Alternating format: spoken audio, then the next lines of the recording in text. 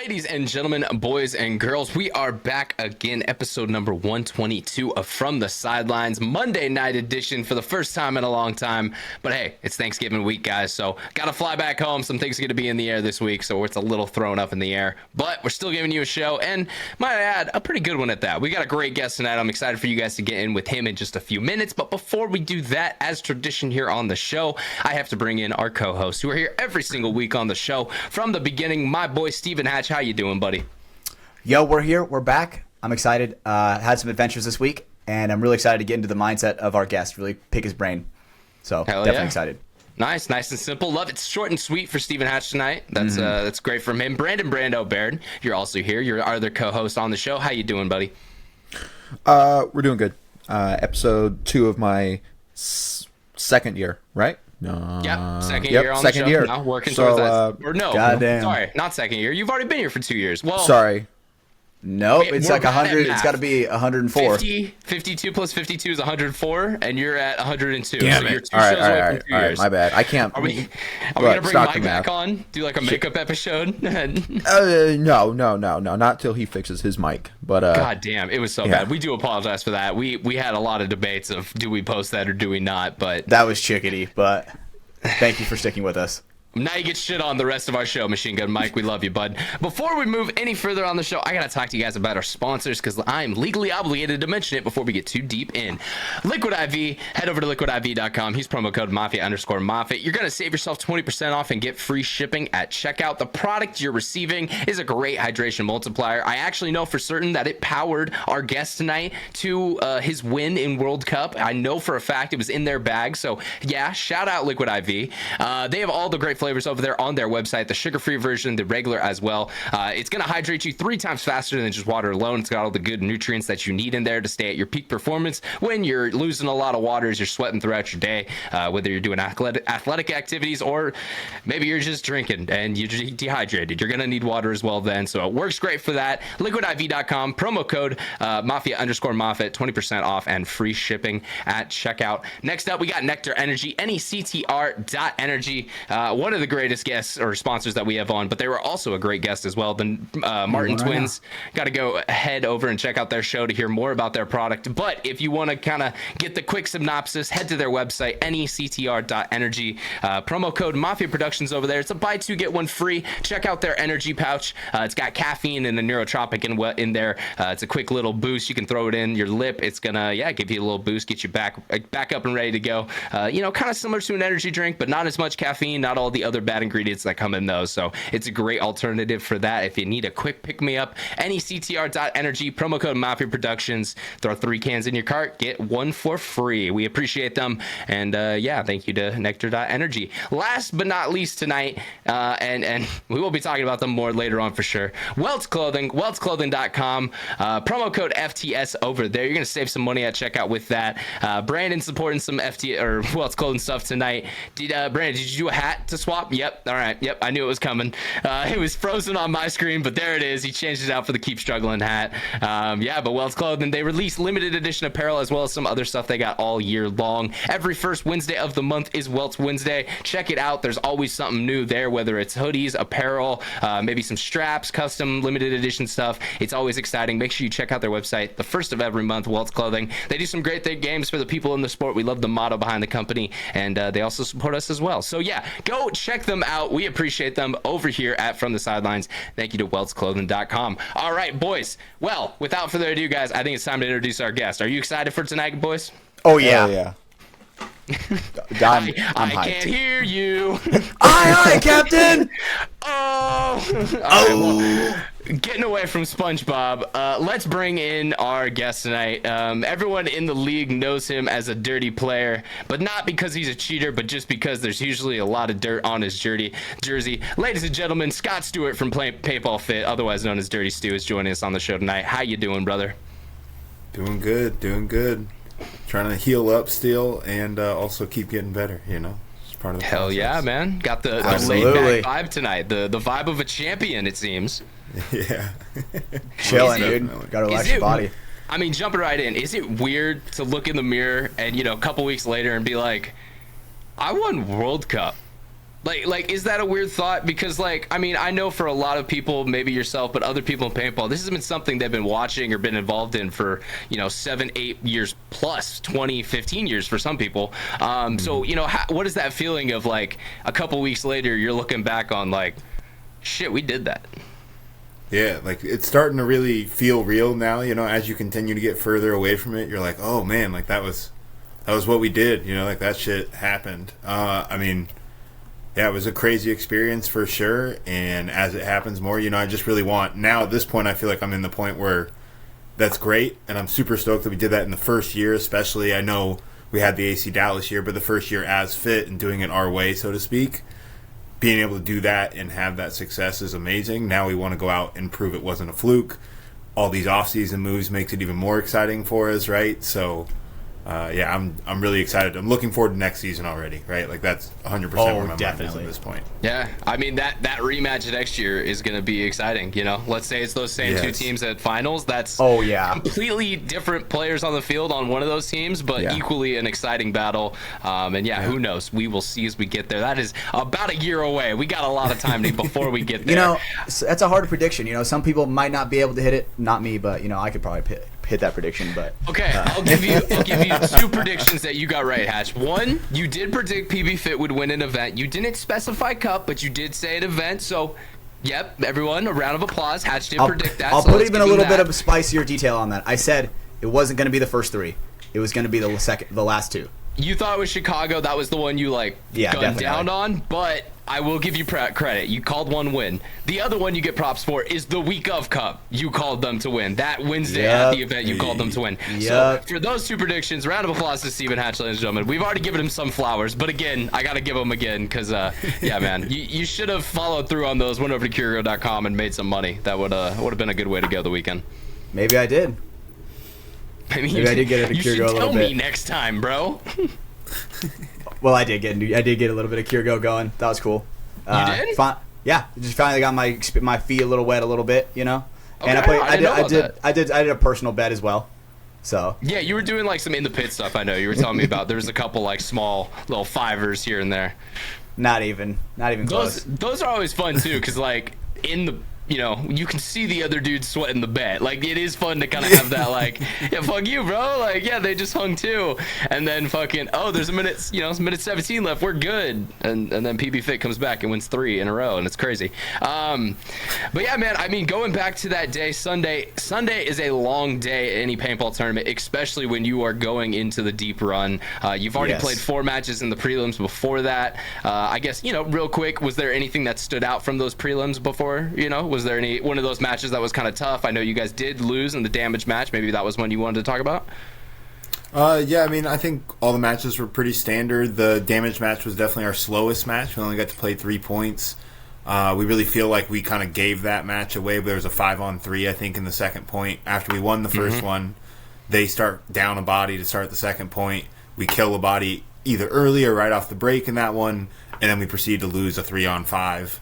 So, I mean, as much as they won that, not trying to take anything away from damage, but we also feel like that's a situation we're supposed to win, and we kind of threw that away. And that changes the whole rest of the match, right? Now, then there's only 2 more points. One of them, no score happened or no point happened. And it was also our guys thought the situation as far as point spreads and who needed what was different than what it was. So we kind of didn't even try to score another point or not get scored on or hang it, you know what I mean? I was definitely thinking that watching anything. Yeah, and we talked about it afterwards, the mistake that we made there and what we should have done instead. But I think all of those were just building to what we were doing on Sunday, or what we ended up doing on Sunday, right? We continued to stay focused throughout all those prelims. At no point, even when we played Aftermath to start, right? That was the day we played 2, was Friday. Thursday, sorry. Yep. Okay. Thursday we played 2. We played Aftermath first, and then we played Spider Fusion. Even after the Aftermath match, we win 5-2, I think was the final score. We weren't like, all right, sweet, that was good, this next one's going to be easy. We're like, hey, this next one, we can't give up a point. Like, we need to make sure we go out and we handle business in this next match and set ourselves up for the next days of having the right spread and being set up to make it into Sunday and make a deep run at this. So right away, it was just focus. So it felt good from the start. And obviously that damage match was just a wake-up call about where our weaknesses were in our game plan that we did have. Mm-hmm. Yeah, Definitely. no, Wow. I mean, you guys did look good in prelims. I think for myself personally, there was 2 moments in the weekend where like you guys caught my eye, so to say. And that first moment was the Aftermath game, because I was like, okay, like Aftermath is a solid team. They are kind of similar to you guys, where they are that next generation of young guys who are just addicted to paintball and just want to get better every weekend. And they're getting really good. You know, those Aftermath Definitely guys they are are. kind of putting some people on notice. So it was very cool to see, like, okay, yeah, like Fit kind of made a statement there. They put a couple more points on them. They got, you know, some stuff for their spread. That's awesome to see. And the damage game was like, all right, you know, but the thing in the back of my mind was slow game. There was a long point that went into a no point. It was one of those paintball matches that's like, it's just who's going to win like enough points. You know, sometimes you know, if you play 10, 11 points in a match, okay, the best team's probably going to come out of that a victor. If you play 3, dude, if there's 2 penalties, like shit can happen. Like it just, you know, it becomes a lot more random. There's more variables that get thrown into it. And so that was, you know, that was like, all right, we'll see what happens going into Sunday. And then it was when Colt beat Malloy in a 1-on-1, I was like, all right, there's no way Fit loses. Like, that was the moment where I was like, Oh, yeah. Colt Lucal was going to do whatever he has to today to make sure his boys are going to win. And that's what he did the rest of the day. I love that Cyrus gave him that shout out on a couple, you know, other podcasts, kind of mentioning, like, you know, he was getting shit on the broadcast, but that's what we needed. He was rocking paint all weekend. I got to do my job because they couldn't move. That's why he's back there. And yeah, so those were the 2 moments for me that I was like, okay, Fit's looking different. But, you know, taking it back to one of those going into that Sunday match, you guys had the wild card game first, which was against, I can't remember off the top of my head, because I know Legion was the second game of the day. Yeah, Damage it was again. the damage rematch. Yep. Yeah, that's correct.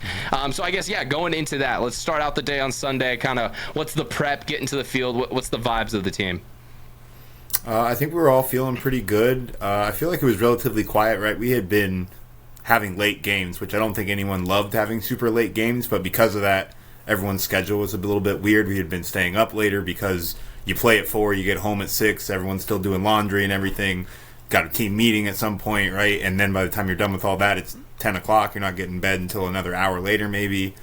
All of a sudden, you know, it's late. So next day we're having 8 a.m. match. Everyone's just trying to get to bed early that night. Woke up early, so I think we were all kind of quiet. But everyone had their stuff. We talked about the things that we did wrong the day before. We prepped not only for the damage match, but also for a Russian match. Just trying to get that in our head of like, all right, we're going to have to do this, how we're going to handle business here. And this is the next person that's on our list. Like we already have the brackets, right? The way they set up Pro now. You know who the second match is going to be if you have that wild card. You already know. So we were able to prep for that, and then from there you just have to wait and see who you're going to play. So we kind of just prepped for both. I think everyone was feeling good. Most of us just went straight to the pro pit. I think a couple guys might have went into the actual Hydra booth, but they're so far apart. It was just easier to just go right to the pit. And then it was just all focus. For the most part, everyone was real quiet, just locking in. And then lots of smiles for sure. I feel like that's kind of our thing when we're getting ready. If everyone's too serious, we're probably not having the game or the mindset that we need to have, I feel like. Not that we're not serious as well. But, yeah, we have to be smiling, and some of us are cracking jokes with each other. Other ones are just smiling and talking about, like, oh, we're about to fucking get this shit, stuff like that. So it was feeling good. I was definitely feeling ready to go. I have my energy drink. I need my Red Bulls in the morning. I do the sugar freeze, and that's my thing. So I was ready to go. Had a little bit of, protein, the protein drinks, I think, that morning. We definitely stay up on those. Good choice. Fit, so yeah, nice. fuel That was choice. how we started. So a lot of not talking. Guys listen to music? Not everybody listens to music, but like Colt definitely does. I like to listen to music. Brody sometimes will be listening to something. I don't know if it's music or books. He likes to listen to books on audio a lot. Okay. And then most of the other guys are just That kind is of fucking walking sick. around. Yeah, Yeah, Brody does that all the time. All the I time. love it, Scott, because you've activated my trap card. It was a loaded question. I've seen you at the field. I know you listen to music. What do you listen to in your headphones to get pumped up before a match? You know, it really varies. This event, or like especially on Sunday, I was listening to "Let It All Work Out" by Lil Wayne a lot. I felt like that was just the vibe of the weekend. Gotta for let that sure. dog bark a little bit. Yeah. Just trying to, like, no matter what happened, it was all gonna fucking work out, right? So I think there's a quote by like Shia LaBeouf or somebody. In the end, it'll be okay, and if it's not okay, it's not the end. So like, you know, just keep going. Okay. It doesn't keep even going. matter. Dude, I would definitely listen to some Linkin Park. But I listen to a bunch of different stuff, mostly rap songs for sure. One that I like to listen to a lot is "Smoke Again" by Chance the Rapper. Yeah, I don't know, just anything Old with a school good Chance. vibe to it All for right, sure. Old school Chance is great. Fucking rest in peace, like 2016, 2017, Chance the Rapper. It'll never come back, and it was some of the greatest music ever made. Go listen to acid rap, kids. Go learn some shit. I remember acid rap. Just remember it. I still listen to it to this day. It's a great album. No, I remember like that whole vibe of like when that music was like the go-to whenever you're hanging out with your friends. Yeah, got cocoa butter kisses, bro. All right. Oh, yes. On cigarettes. My mama think I stank. But yeah, so all right. Well, I love that, getting a little vibe check from our boy Scott. It's funny because I listen to music too. Because when you guys like to do your like 7-minute points, and I'm just standing on the sidelines and no one wants to move, shoot, or do anything, I get bored as fuck. And so yeah, I gotta have some music going as well. So people on the podcast who listen for a while, they know I shoot with an AirPod in, but yeah, I'm always listening to pop punk or something. And literally, it's for those moments, because bro, the amount of times I filmed the Houston Heat game and I've sat there for 8 minutes waiting for anything to happen, and then one person gets dinked out and the point's over in 10 seconds and you have no usable footage. Oh my gosh, man, it is one of the worst feelings as professional media in this sport. So yeah, don't play long points, kids. Play a lot of points. We want more breakout footage. That's how you look cool in the video for your media. Be aggressive and get a lot of breakouts. Even if you lose the event, you're gonna look ag as fuck, if he's got 20 more breakouts to work with. I never looked at it like that. Tell me I'm wrong, Scott. No, you're definitely not wrong, bro. I can just see all the kids in the pits now. Come on, towel it. Dude, we're down 3-0. We need the margin. No, I need one more point for my media. One more dude. breakout. Come on, bro. Let me go snake 3 on this one. I got it, dude. I'll make it. I want to go back to the old school days of 14 playoffs in college football when college coaches be like, fuck it, we're going to put up 80 on them. Like, it's your team, and final score is 80-3. And it's like, Jesus Christ, coach. Like, you couldn't have taken your foot off the gas. And it's like, no, they need to know how good we are. The statement is made. That's what I kind of, make the analogy for. All right. Well, and speaking of that analogy, you went on that morning to kind of put some payback onto a team that you played the day before. I know you probably felt good about that. I know some of your teammates probably felt good about that. I know Cyrus probably felt great about that, getting a little payback for his kind of Florida boys. But yeah, man, how did it feel kind of getting into that game with Damage when you were, let's say getting into that match, kind of first couple points? What was going through your head, kind of, not necessarily playing, but when you were back in the pits and kind of as the chaos was going down? Yeah, really, we just felt like in control. I know that match, I think they did score one of the early points. I want to say the second or third point they did score as well. But really, the whole time we just felt in control. We were able to adjust our breakout from the day before to where we were surviving on the break and then getting to the spots we wanted right after that if we needed to, or just kind of figuring out how to get to those spots, or just adjusting and making sure we're getting a body if we're losing a body as well. So we kind of picked and chose our battles there and able to kind of control the pace of the game, and which we wanted to be a little bit quicker than it was the day before. We thought that if we played a few more points, we would definitely win those matches. Like we said, we felt like we squandered a 5-on-3 the day before that we really should have won. So yeah, we were feeling good, feeling in control, but obviously knowing don't let up. Say 3 points in, it wasn't like, hey, we're going to win this. It was feeling good, but staying focused. It's foot on the gas, yeah. No, and I like that philosophy from you guys, because everyone around the league knows it's no secret, but PB fits your guys' core strength, and you've developed other strengths and gotten better in other areas, but your guys' core strength has always been your guns off the break. If you can make it to your bunker alive versus Paintball Fit, you've already made it past the really hard part, because God, that's hard to do. And one of the things I noticed that you guys were doing that was kind of creative, there's a couple other teams I was seeing it, but not everyone, was you guys were usually pulling your sometimes it was the 2 on the snake side. I saw Cyrus doing it a couple times, but they were kind of stepping that foot off the box and then just trying to bully whoever was trying to shoot back at the snake to kind of protect for that guy to get in there. And like I said, I noticed a couple other teams started to do that, but I think really that's where a lot of your guys' snake success started to come from, because now teams were scouting you like, well, fuck, we don't know when they're just gonna pull a guy. Like if we start bullying their snake guy, they're just gonna pull up for him, and now his gun's irrelevant because he has to hide. And that chess Right. game starts to develop more and more and more. So, I liked that, change from you guys. Little things like that, is that stuff that's maybe seen from like Casey and the coaching staff more, or is that kind of more player oriented? Was that something maybe like I said, I think Cyrus or Trent shot that a couple times. Were they seeing that off the box? It's a combination of both, certainly. So per point, it's definitely a read on the box. We talk about where we'd like to get to, hey, like these are the 5 spots everyone should go. But we have audibles on the box through our points in practice, right? We try and play a lot of points in our practice leading up to the event, just so we can be prepared for as many situations as possible. So you start to figure out when bodies are lined up certain ways, or guys are lined up to run versus to shoot, what you can kind of get away with, what you feel like you can get away with, or what's the most important thing to be worried about. And we felt like the best thing to do was to kind of load up that snake side. We felt like it was the way to start the push of the game, and you could finish it on Dorito side later. So that's why we end up lining up 2 guys that way the whole time, and allow those guys to have the freedom to choose between needing to get out of there, needing to bully that guy, even shooting cross to possibly kill the Dorito guy when you're sitting in that area for the 2 on snake side. So yeah, we gave those guys a lot of freedom. Trenton the same.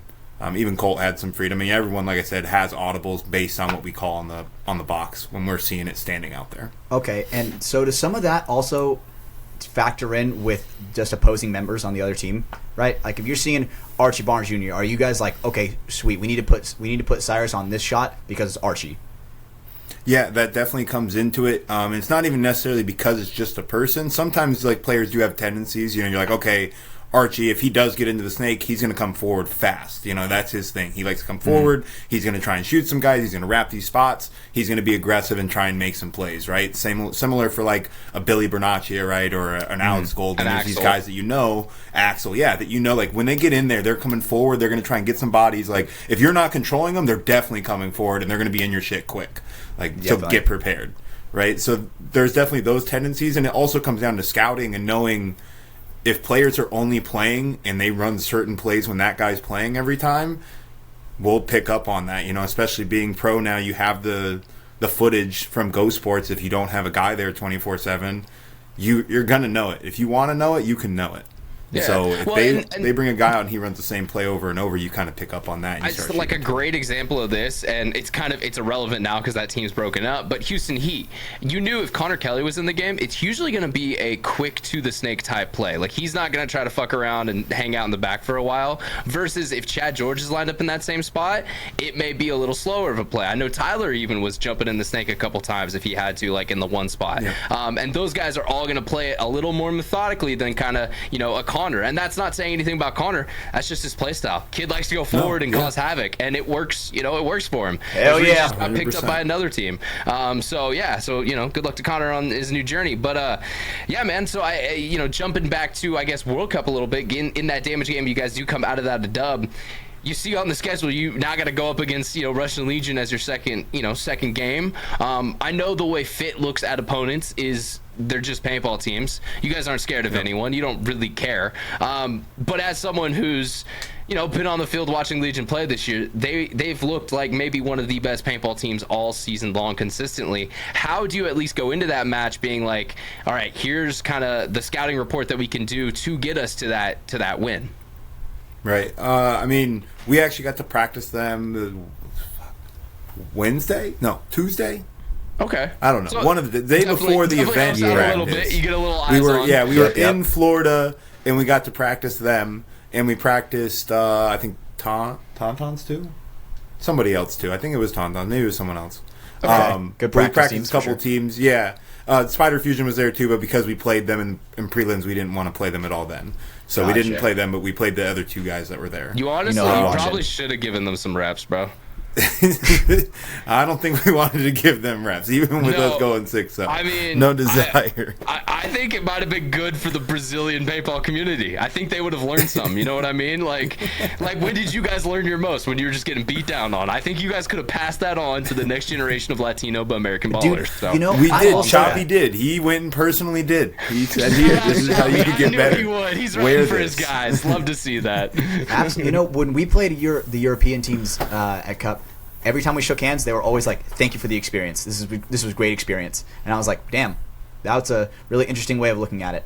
I like that. I'm gonna start saying Europeans that. are respectful ballers. Now, European refs, fuck off. I don't like them. These British refs who come over here, I'm not a big fan. But ballers, like actual paintball players, they're always like some of the most respectful guys on the field. Like, and yeah, so that's why I was laughing when fucking out of nowhere Colt drops the hammer on Notorious against Clint Moore, not even a Notorious player, a Lucky 15's European, and just mean stares him at everything. And it's like the one guy who wasn't at all involved with what you may be, getting a grudge out about. I don't know. I found that moment personally funny. Colt doesn't discriminate when it comes to the stare down. He does not discriminate. Yeah. You're wearing an FSU jersey, I'm staring you down. Fuck you. I don't even think it matters what jersey you're wearing. If you're wearing not a PB Fit jersey, Colt's gonna have that attitude towards you, like of that fuck you, I'm better than you attitude. Which that dude, I know. that is some shit that That's a good point. people need to aspire to be like. The reason I'm saying about Notorious especially is because I actually talked to Colt after that game, and he's like, yeah, I wanted to give him some payback. He's like, they knocked us out of, being pro a couple years ago at this event. I wanted to, let him have it a bit. And I was like, all right, fair enough, Colt. He's, as you know, Scott, he does that. He takes things very personally. He sits with them. He's got lists. It's, he's waiting to get his revenge back. No doubt about it. We all had that one on a checklist for sure. I mean, same with damage though. Like, nothing against any of these teams, but like everyone's got something, right? For damage, it was when we played as AC Dallas. I think that was one of our first matches, or at least in the first event we played them, and they definitely gave us a welcome to pro welcoming. So, it was just about trying to get them back. But of course, they didn't have Keith. Jacob wasn't feeling great either. He was kind of limping around, so they weren't at full strength, and we want to play him again.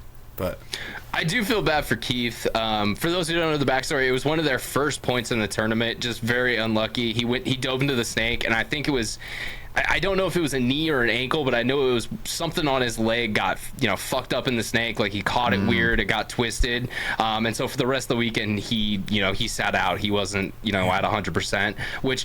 It's 4 damage. That's a huge loss. He produces a lot for him. But also, just for Keith in general, that sucks. He's a great dude. You want to see him performing on the top stage, so you don't want to see a guy like that get injured.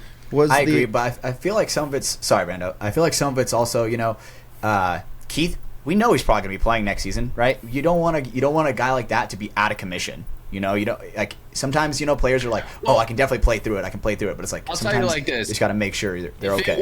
If it was possible to play through, Keith would have played through it. I agree. That's how that motherfucker I think he was hurt before. I think he was hurt before that point that he played, because he literally sprinted real fast to the snake, and as soon as he dove in there and started like crawling around the first little bit, he grabbed for.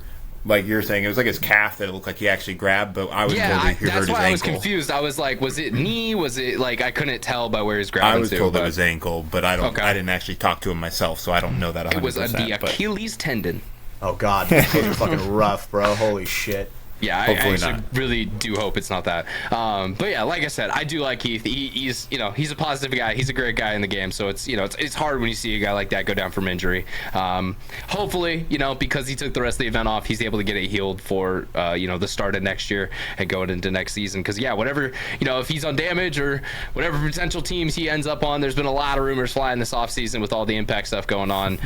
It'll be interesting. But yeah, so best of wishes to him. Hope he heals up. But you guys were playing a different opponent when we jumped off of World Cup. You guys were playing Russian Legion. You come out of that game. Colt has this great 1v1. You guys put up some great points against, some of the all-star players this year. Guys who had great, amazing seasons. You guys were able to kind of put back in their place a little bit. Coming out of that match, is there that feeling then of we could do this? I know your first thought's going to be, we always think we can do this because that's a paintball fit mindset. But is there that human moment of like, guys, we just took down a world beater. We are now a world beater. There's no reason any one of these teams can beat us. Like, does that give you more motivation moving on to the rest of the tournament?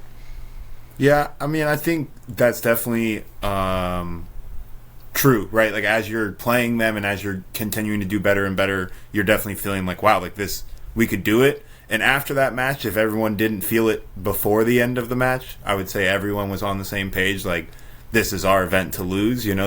Now you've literally taken over the number 1 seed. Like, you go to the home side. Anything that happens, like, you get the number 1 seed. Like, you advantage, guys were never whatever betting it might be. Underdogs after that game. Yeah, exactly. Like, legitimately, like, then you're the 1 seed. Like, you are supposed to be the team to win it all. Like, because that's, quote unquote, supposed to be the best team at the event, right? They played in the champions bracket. They beat all the other champions teams. Like, that's the team. So we definitely felt like that going into it. I would say one of those points in the middle, I couldn't remember exactly which one it is right now. I've only watched that match a couple times, so I'd have to watch it again to try and remember. The fact you've watched it a couple times, though, says a lot. Yeah, I think I watched it twice. I think I legitimately watched it twice. Hell yeah. First time was but just yeah. like a jerk-off sesh, and then second time you kind of studied a little more. Yeah, Okay, yeah, gotcha. exactly. Just goons. The second time's That's the ball like, the same thing as the first Oh, time, look at but me like in that's the not the snake. point. I'm so good. God, I'm so good. That's another tally mark for the USA, baby. It's like, boom, Yeah. one more for the USA. You know? Yeah, and then we did that in the finals too. One more for the USA. Yes, Okay. exactly. Against Legion, it makes sense because it's definitely, it's a Russian team with a couple American guys on it. Yeah. Impact's not a fucking Canadian team, y'all. Like, I mean, They have one They did the Canadian. One Canadian Canadian guy. from there national and anthem or JC's whatever. from there. That's it. Like, so yeah, stop chanting USA against that team. It's literally Trevor Reeser and Nick Naval from the fucking Midwest. Like, they aren't Canadians. So Reeser's not on there That's anymore. my rant. Oh, I'm sorry, not anymore. Was he on there this season? Yeah, Yeah, it he was. was. Now He he's was. on. He Yeah. just got Just picked up now. by Infamous. Yeah, that's what I thought. So I haven't been paying attention to moves. I saw the Impact shit, and I'm like, fuck it. All right, cool. They win the offseason. No one else is really relevant. I did see Archie got picked up too. So shout out to Archie. We're glad that he's continuing his career playing with Rebo now. Yes. It's awesome. That's sick, honestly. Yes, indeed. Good for him. We're all Archie fans here. Scott can admit it. He is too. He's from Yeah, he's that's my boy. former teammates. That's my yeah. boy. Come on, man. 100%. Hey, I was also I'm happy a for him. teammate at some point I was with gonna Archie. say, do people know that story? You used to be, because back when NorCal, I think you did play with Archie, right? Like D4, D5. potentially? We were on different lines, but yes, we were on the same okay. divisional squad, so to speak. Yeah. Okay. Okay, so around each other at least, not necessarily Yes. teammates. And what year was that? 2018, I want to say. Okay, nice. Hell yeah. Yeah. 2018, you said?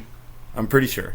Okay. Damn. So now 6 years later, both of you are competing in World Cup at the Pro Division. That's kind of a cool story. Yes, indeed. Yes, You indeed. never know- Yeah, you never know where you Stretch can go in posted this that game. photo of me and Archie chatting after, like, on the field right after the match, basically. Yeah.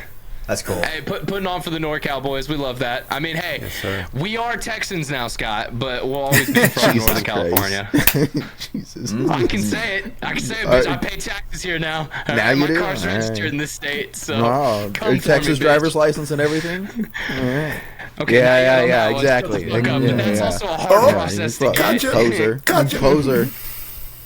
No, but I You have got to get the residency in this registration state. first, and then after you get registration, then you can get a driver's Exactly. license. See, that's a Texan. He knows. He knows the pain I had to go through. So Definitely now I got knows. the registration. I can get the license.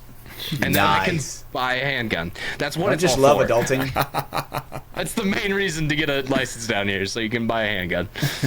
Hell yeah. I mean, for me, I use a fishing license to get my first gun. They're like, hey, Nice. can we get That works. 3 forms of identification? Got my driver's license, social security, and fishing license, baby. Hell yeah. That works, man. Let's go. Good for So- you, Hesh. What was your first gun, by the way? Real quick, aside. Oh, my first gun, like my very, very first gun. Oh shit, Oh, dude. that one that you were talking about. You bought your first gun like that, you said? Oh yeah, that was the way I bought my first gun. My very first gun, I got an old school like 1890 fucking double barrel from my grandpa when I was like 10. What was the gun you were buying? That was the question I was asking. That was a Glock 17. Clock 7. Okay, cool. All right. So, California registered or pistol license approved, whatever the stupid roster Yeah, thing is.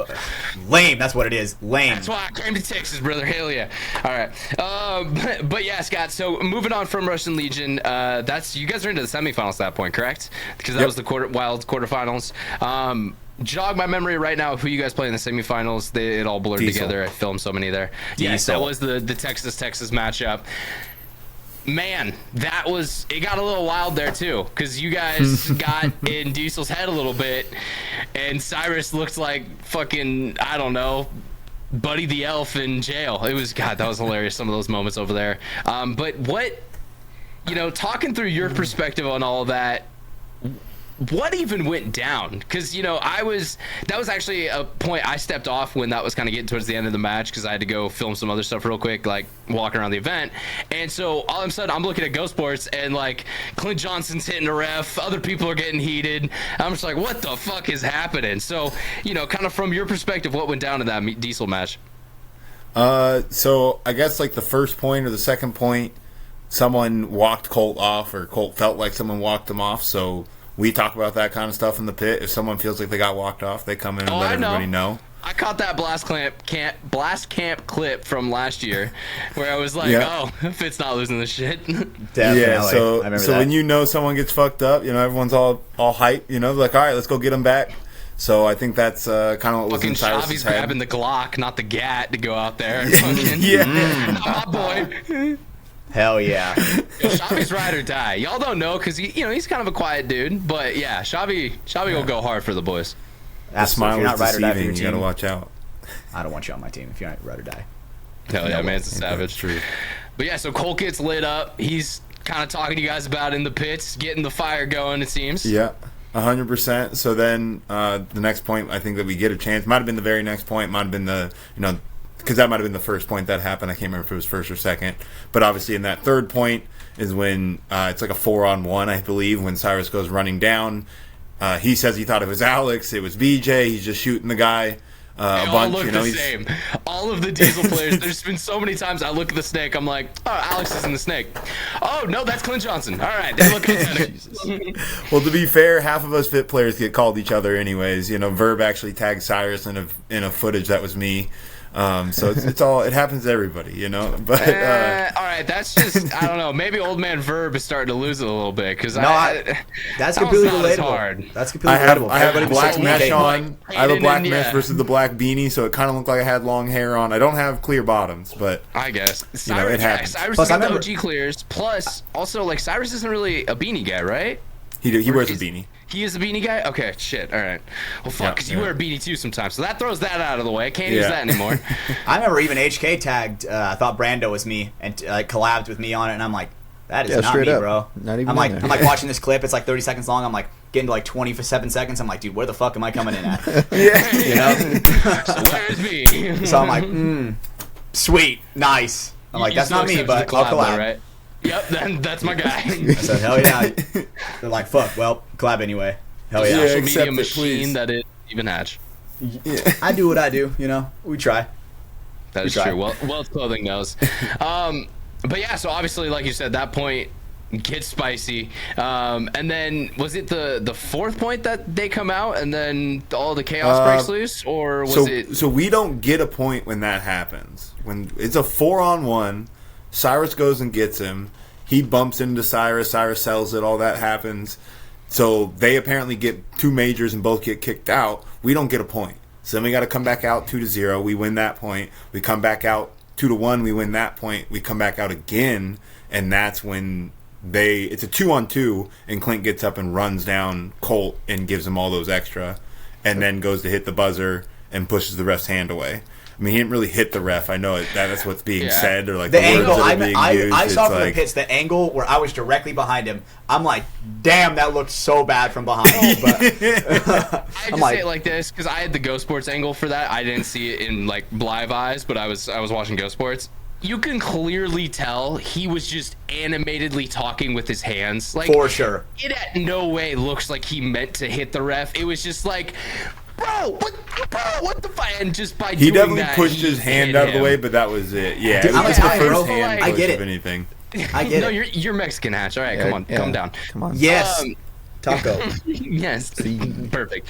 But no, so like I will give him the benefit of the doubt there because it wasn't looking like he was trying to hit or like do anything like that. It just, and I don't know, heat of the moment, some shit happened. Yeah, I don't know if they called anything on that part of it. I know that's kind of like the story that was said on Ghost Sports, but I think most of it was on the overshooting because they kicked Cyrus out, for the same exact thing, overshooting BJ, and technically pulled 3 extra bodies, right? I mean, we had 4 dudes out there, and they pulled all of us after Cyrus, and Cyrus traded, so to speak. So, or got shot by us. I don't know who shot him. So someone shot Cyrus, and he shot BJ, right? And then they pulled the other 3 of us. We didn't get the point. So then the next point, they start a 5-on-2. We shoot both their guys on the break. One guy keeps shooting. He gets a minor. Start another point, up 5-on-4. Then we win that point too. I don't think they end up winning another point, right? Because near the end, they even almost won one, but then end up getting a swing because the guy was hit as he hit the buzzer at the very end, too. Yeah, I do remember that one. So, yeah, it just ended up devolving after those couple. But, yeah, I mean, you lose two important starters right there for them. It's kind of hard to recover. Even with a great deep roster like they have, it's just hard to... You're going to tell me, those guys have as good as spins and knowledge of the layout as those first two guys did? No. That's hard to but say. It's also, that team kind of broke down in that moment. Like that, we saw AC Diesel, who, credit to them, had an amazing weekend, an amazing run of that tournament, finally putting it together a little bit. But that was kind of the moment where that train finally came off the tracks, and it was sad to see because it finally looked like Diesel was putting it together, and everyone wants to see that for what that team was. That team's already, it's going to be a different team next year now. There's already some guys who have left to go back to different rosters.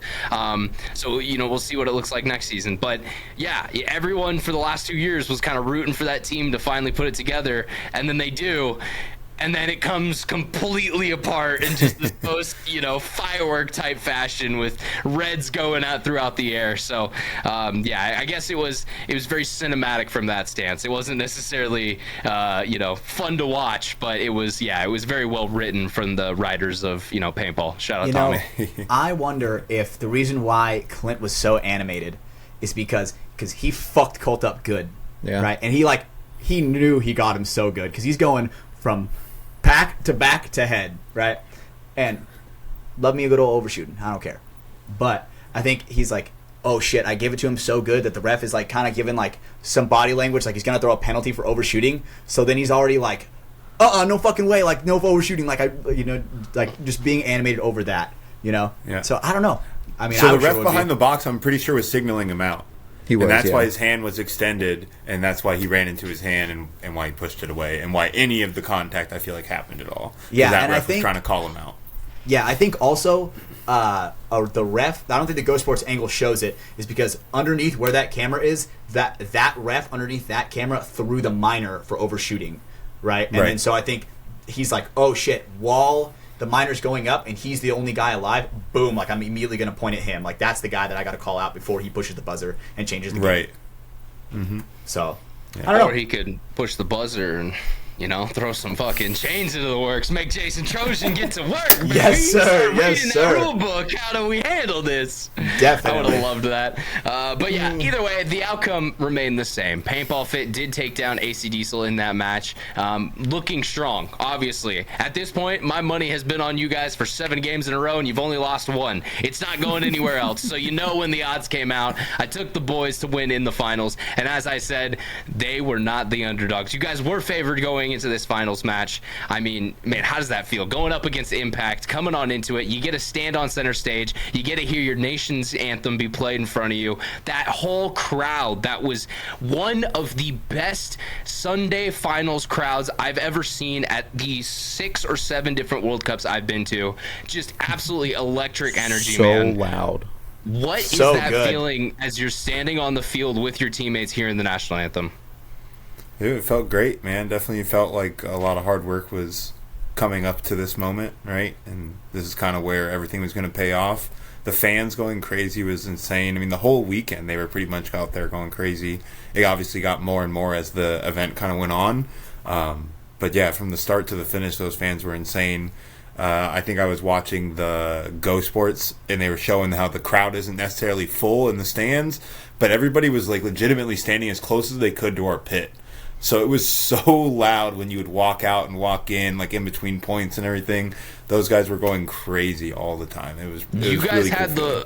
I don't know if it was good or not, but you guys had the Florida man buff from your boy Cyrus. Oh, His yeah. people showed out in Florida, man. They were going crazy for not only him, but your guys' team as a whole. It was... Dude, like I say, that was maybe my favorite part of watching you guys win, was the energy that we got to saw. I think, when Dynasty won again for the first time in, 10, 15 years, whatever it was, that was a very hype moment. And I think the one in 2017, I think Impact won that. It was kind of dull, honestly, because they were on that winning streak at the time. Yeah, I'm pretty sure they were murdering that game. And so That's something I'm gonna, that's a life memory I have now, is kind of that whole experience. And yeah, it is kind of special to be able to say, like, I'm on the field for that, and to have that behind you as you're, like, trying to capture shit. I know I mentioned it before, but when I saw that moment in OT, because, dude, off the break, I was shitting myself when you fucking, I mean, we'll talk about it in a little bit, but when you fucking core sample in the air, that was fucking sketchy. But when that crowd starts going crazy, and I see Cyrus run down the last guy, my thought was just, like, find Colt. Colt's gonna freak the fuck out. Like, I need to get my camera on him. And sure enough, he does, Cyrus does, they come over, they have the hugs, everyone runs in. It was an amazing moment, but yeah, my biggest takeaway from literally all of that is the crowd and the energy that was brought just throughout that whole game, from the anthem to the end. It was beautiful. You know, one of my favorite whole parts about it is I like that Cyrus really got to, like, show out, because I know there was a lot of shit talk in the off season about how he, about PB Fitz picking up a divisional guy and blah blah blah, all this bullshit. And I remember I don't know if it was an interview or I might have talked to Colt personally, and he's like, we picked up Cyrus, and people are gonna see, like, he's gonna prove it, and people are gonna see why we picked him up. And I thought that, like, watching that whole finals match go down with that whole embrace with him and Colt, like, knowing that whole background where, Colt really stuck his neck out for him, right? And that, I mean, I've done that for some of my, like, teammates, and so I do understand that feeling. But when you get that full payoff. It 100% reminded me of you, Hatch, because when they came together for that hug, it kind of comes through in my video, but my mic doesn't pick it up that great because all the crowd's yelling. It's literally both of them being like, I fucking love you, man. And I think Colt says back, like, I love you too, Cyrus. And it's something like, and it's just, they're hugging, emotions pouring out. I'm fucking crying, I'm a mid-20s man. Fucking other men are making me cry. It's homoerotic as shit, but I don't care because it's beautiful. God damn. That Sunday was, that whole day was amazing. No, I completely agree. Right? Yeah. I guess, yeah, kind of going back to Scott with it a little bit. We do got to talk about that overtime point, buddy. Bro, how much are you shitting yourself as you go off the break there? I guess explain for the audience who maybe hasn't seen the clip, but what took place right in the start of that overtime point? Yeah, so I dove into the snake and pull up. I obviously have stuff in my barrel every time because it's sand and you can't slide really out there. So I pull up, think I'm just going to shoot it out like always. And I pull the trigger and there's paint coming out the freaking corners of the barrel, like all the porting in the barrel instead. I'm like, all right, here we go. I reach down to my leg and I'm like, squeegee's not there. I start to unscrew it and I'm trying to tell my boys that my gun's down. I reach my other pocket. My squeegee's not there either. I'm like, uh-oh. I look at Cyrus. I know he's got a squeegee. I go, Cyrus, I need your squeegee. And Cyrus is wrapping the inside of the bunker next to me, and then he takes off to go up the middle. And I was like, well, fuck. There goes that one. So yeah, that was all my squeegees. An audible fuck, too. You knew you were fucked at that point. And I did like the adaptation. I saw you went to the shorty barrel, but it did kind of work out. The other four, team members you had kind of just went off that point because, you were kind of not really relevant in the whole thing, let's be fully honest. 100%. But Cyrus and the boys were able to get it done and kind of, go to work. I do like, the composure from you, though. I do think that shows kind of the pro player element, and I think that's something, some of the divisional guys can learn from. In that moment when you're in your bunker, your gun's down. One of the things that I noticed you started instantly doing was like, well, fuck, you already reached for your squeegees, Cyrus ran off. It's like, well, I have no way to fix this. What do I do now? Well, I look and I talk. And you instantly started, kind of faux gunfighting, coming out with your gun a little bit, head checking, letting the guys know where they are. They don't know that my gun's down. Nobody else knows. It's just me right now. You commented even on someone's post, because I think I got the tag for it. You were gunfighting Laval, and Nick didn't really know your gun was down. Like, you were not necessarily selling it enough, but you were just kind of giving him a couple head checks, sending your gun out, and, like, it was keeping his attention for your guys to still calm down the field. So I think that's a great lesson for other people to pick up. Even it could be fucking World Cup Finals overtime. Even if your gun goes down, you're still a helpful player to your team. Cedar had that point at the Golden State Open 3 or 4 years ago. Point. Yep, remember that one. His gun went down 10 seconds before the break starts. he still ran out to the box, ran out to his first bunker, and started dumping pods for the boys. And just like, all right, if you guys make it here, there's fresh pay. And just was looking around, calling out positions. You know, you can still be helpful if your marker's not shooting. It's not ideal, but you can do something at least. And one thing that I think is very important to also address is you're also saying your code for your guns down, right? Letting your teammates know. Yeah, we got to change your guys' code, bro. It's very important. It's very important. We got to change it. Right? Because he's basically like, hey, I'm basically out of commission for like 15 seconds after this breakout until I get my shit figured out. You know? And then once you get it up, and then boom, you're good. Here's my opinion. I think 9/11. I think that should be your guys' new one. I think it's less controversial than your guys' current gun down code. Oh no, 9/11's less. All right, it's less controversial, I think. Actually, I need to know. I need to know. That's why I missed the old DMG one. But yeah, you can type it in the chat, Scott. I was able to pick up on context clues because I edited the video, but I'm not gonna dox your guys' team right now. But yeah, brother. So that was such an amazing point. Jumping back, yeah. See, now you got it, Brandon. Yeah. So, but going back into you, so that obviously that overtime win, you guys are winning. You're going out to the field to celebrate with the guys. Walk us through that moment. You know, because were you off the field already at this point? I think you just like got up and started kind of running at them. Because I don't remember you being I crawled on down the field into their towards the end. snake. I crawled down into their like snake. I think what you guys would be all calling Snake 3, that like juice box, and popped out on Nick. So he was actually trying to shoot at me and like getting all crazy or whatever, trying to get me. And when Cyrus dunked on him, and then I went and hit the buzzer because the other guys were all hugging each other already. Okay, that's why. All right, yeah. Because I was like, I don't remember you in the initial hug group, but I guess you were winning the game for the fucking team because everyone else took off. You were the guy I like defusing walked the rest of the way to the buzzer. Like, I walked to the buzzer and I like look around to like see if someone else is gonna come hit it, make sure they're clean, and everyone else is like walking away, and I'm like, oh, I guess I'm just hitting this. All right, here we go. I'm just gonna press that one. Even the refs, I think one went over there to kind of check you, but you hit it, and he just kind of went like. He's like, yeah, you're good. He instantly started pulling out pins to take down the field. Like you could tell they're like, the game's over. Like, no, dude, honestly, good. as a ref, I completely get that because I'll watch a game go down and there'll be a guy in my zone that isn't doing shit. No one's shooting at him. He's not shooting at anybody, right? But he's the guy to go push the buzzer. So I'm just like, the second he pushes it, I'm like, you're good, bro. I don't even need to check your ass. You weren't doing it the whole time. Like, you weren't doing anything, buddy. I don't even need to check. You know? Yeah. So. And that was you, Scott, in the finals in OT. How does that feel? That was it was cool, man. That was great. Cool. But yeah, buddy. So yeah, and then right after that, I mean, fuck, it goes crazy. Everyone goes everywhere. People start drinking. Chaos is going loose. I need you to walk us through like the first 30 minutes, kind of right after you guys are winning, because paintball feeling crazy. That whole kind of organization. Yeah, so I just wanted to get off the field because I was dead from running those 30-second points as well. But yeah, I mean, after that, it was just feeling super good. Everyone was, real quick side note. Dude, you guys were fucking soaking wet. Like, because obviously after I was like, I gotta go dap up and hug the boys. Every single person I hugged who played, it was literally like soaking, sopping wet jerseys. And I'm like, oh, that's all sweat. Yeah, sick. All right, I love you, Scott. Like, got that on me now. Yeah. But yeah, sorry. Your story. I had to get that in there because it's true. You guys were, I mean, done after doing that all day. Yeah, I mean, super tired for sure. Hugging everybody. Most of our stuff was in the pit with us, so cleaning up. If the pit crew hadn't cleaned stuff up, we're picking up our stuff, trying to get it all together. Make sure you have everything. Fans are walking by like crazy and telling you congrats.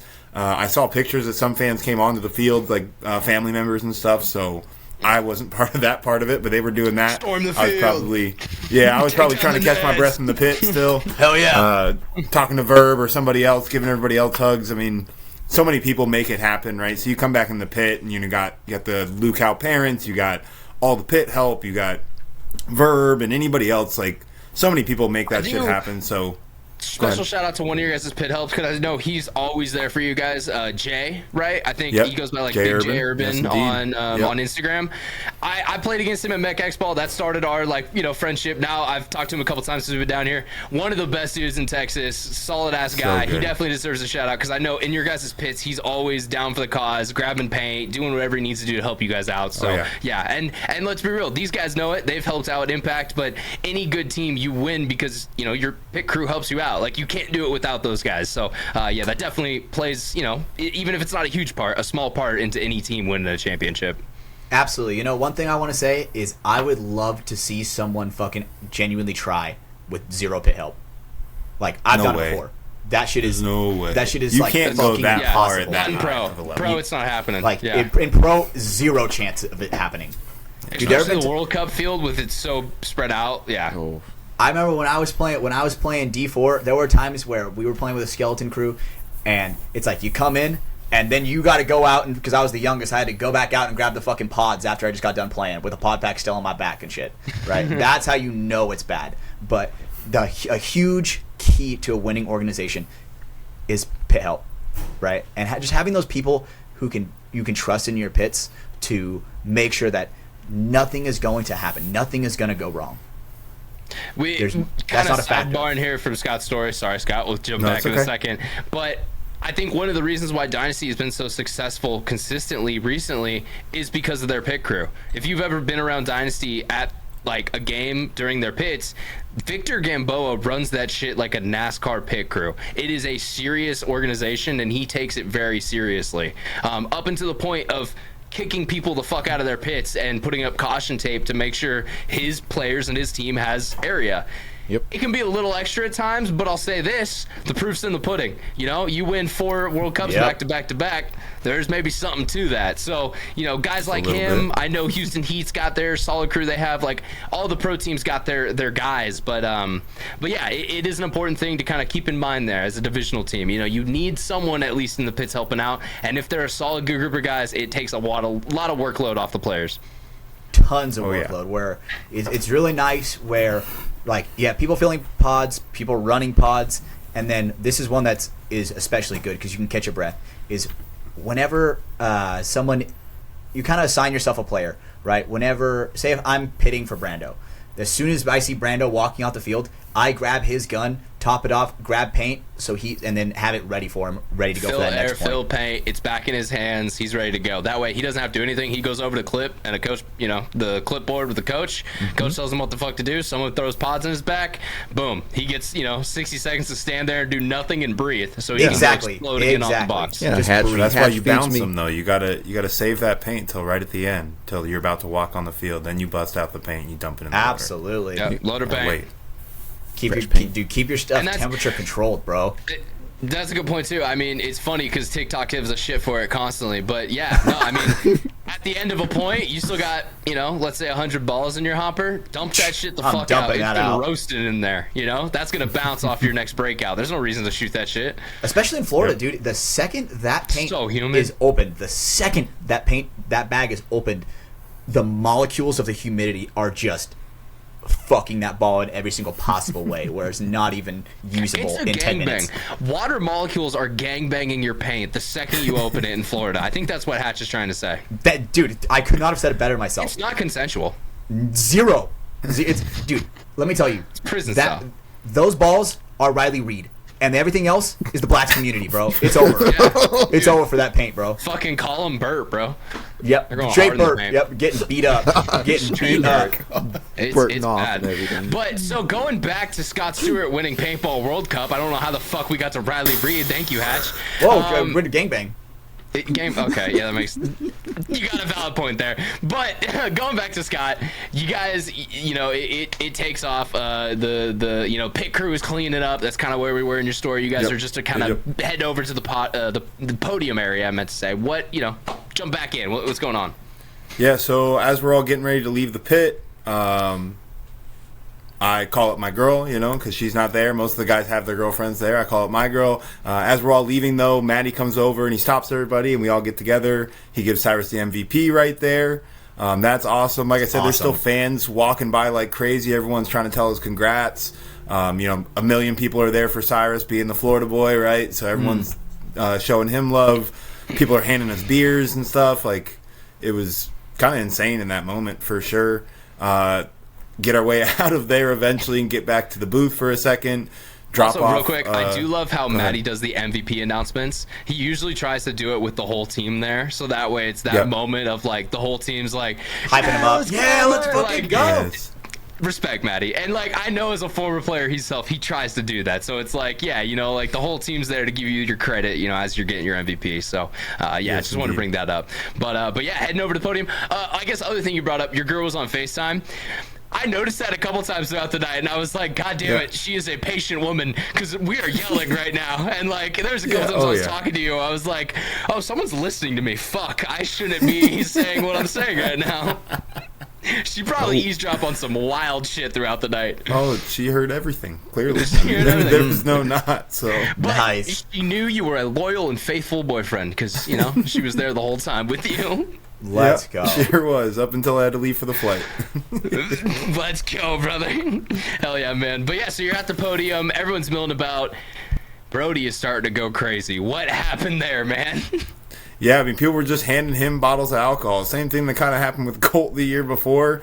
Yeah, they see the Luke House, they're like, hey, you want some of this? And they just hand it to him, and they don't really know how to slow down, I guess. You know, that's what happened to Brody. Apparently, he was chugging a bottle of tequila. He chugged some other stuff, beers. Like I said, people are just handing you stuff as you're walking out. Like, I didn't go and like, oh, nice beers. Can I get one? Like, legit, I'm just like walking out, trying to walk by people, and someone just like puts a beer in my face. He's got like 3 of them. He's like, which one you want? I was like, oh, I'll take the Goose Island. Like, thank you very much. Like, I'll take them all and just put them all under my elbow.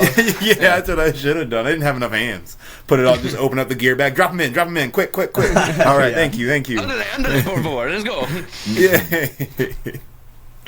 Yeah, but I mean, we're all dehydrated, so I mean, 2 beers is already going to get you messed up. So anything more than that. I was kind of waiting to bring up too, because I remember 2017 DMG wins their pro spot, and same thing. I was with them embedded filming their documentary that year, and dude, I swear to God, I had 2 beers and I was drunk, and it was like, it's not like a tipsy drunk. No, you're straight up drunk, and it's like, oh God, like we still got to go to Charlie's later. What the fuck? How are we gonna do that? So so yeah, I definitely know that feeling. It can sneak up on you pretty quickly. But I mean, man, Brody was going crazy, brother. He was doing all sorts of shit. I don't know exactly how to describe it. The funniest moment to me was when his dad came over to kind of calm him down a little bit, and Brody just grabs JD, looks at him and says, "We won, Pa! You told us to win, and we won!" And I was just like, "Oh, let's go!" Like, and you can tell JD, he was proud. He's like, "Yeah, that's my boy." Like, you know, I told you to do that shit, and you did. But it was just really funny to see that as a third-person observer.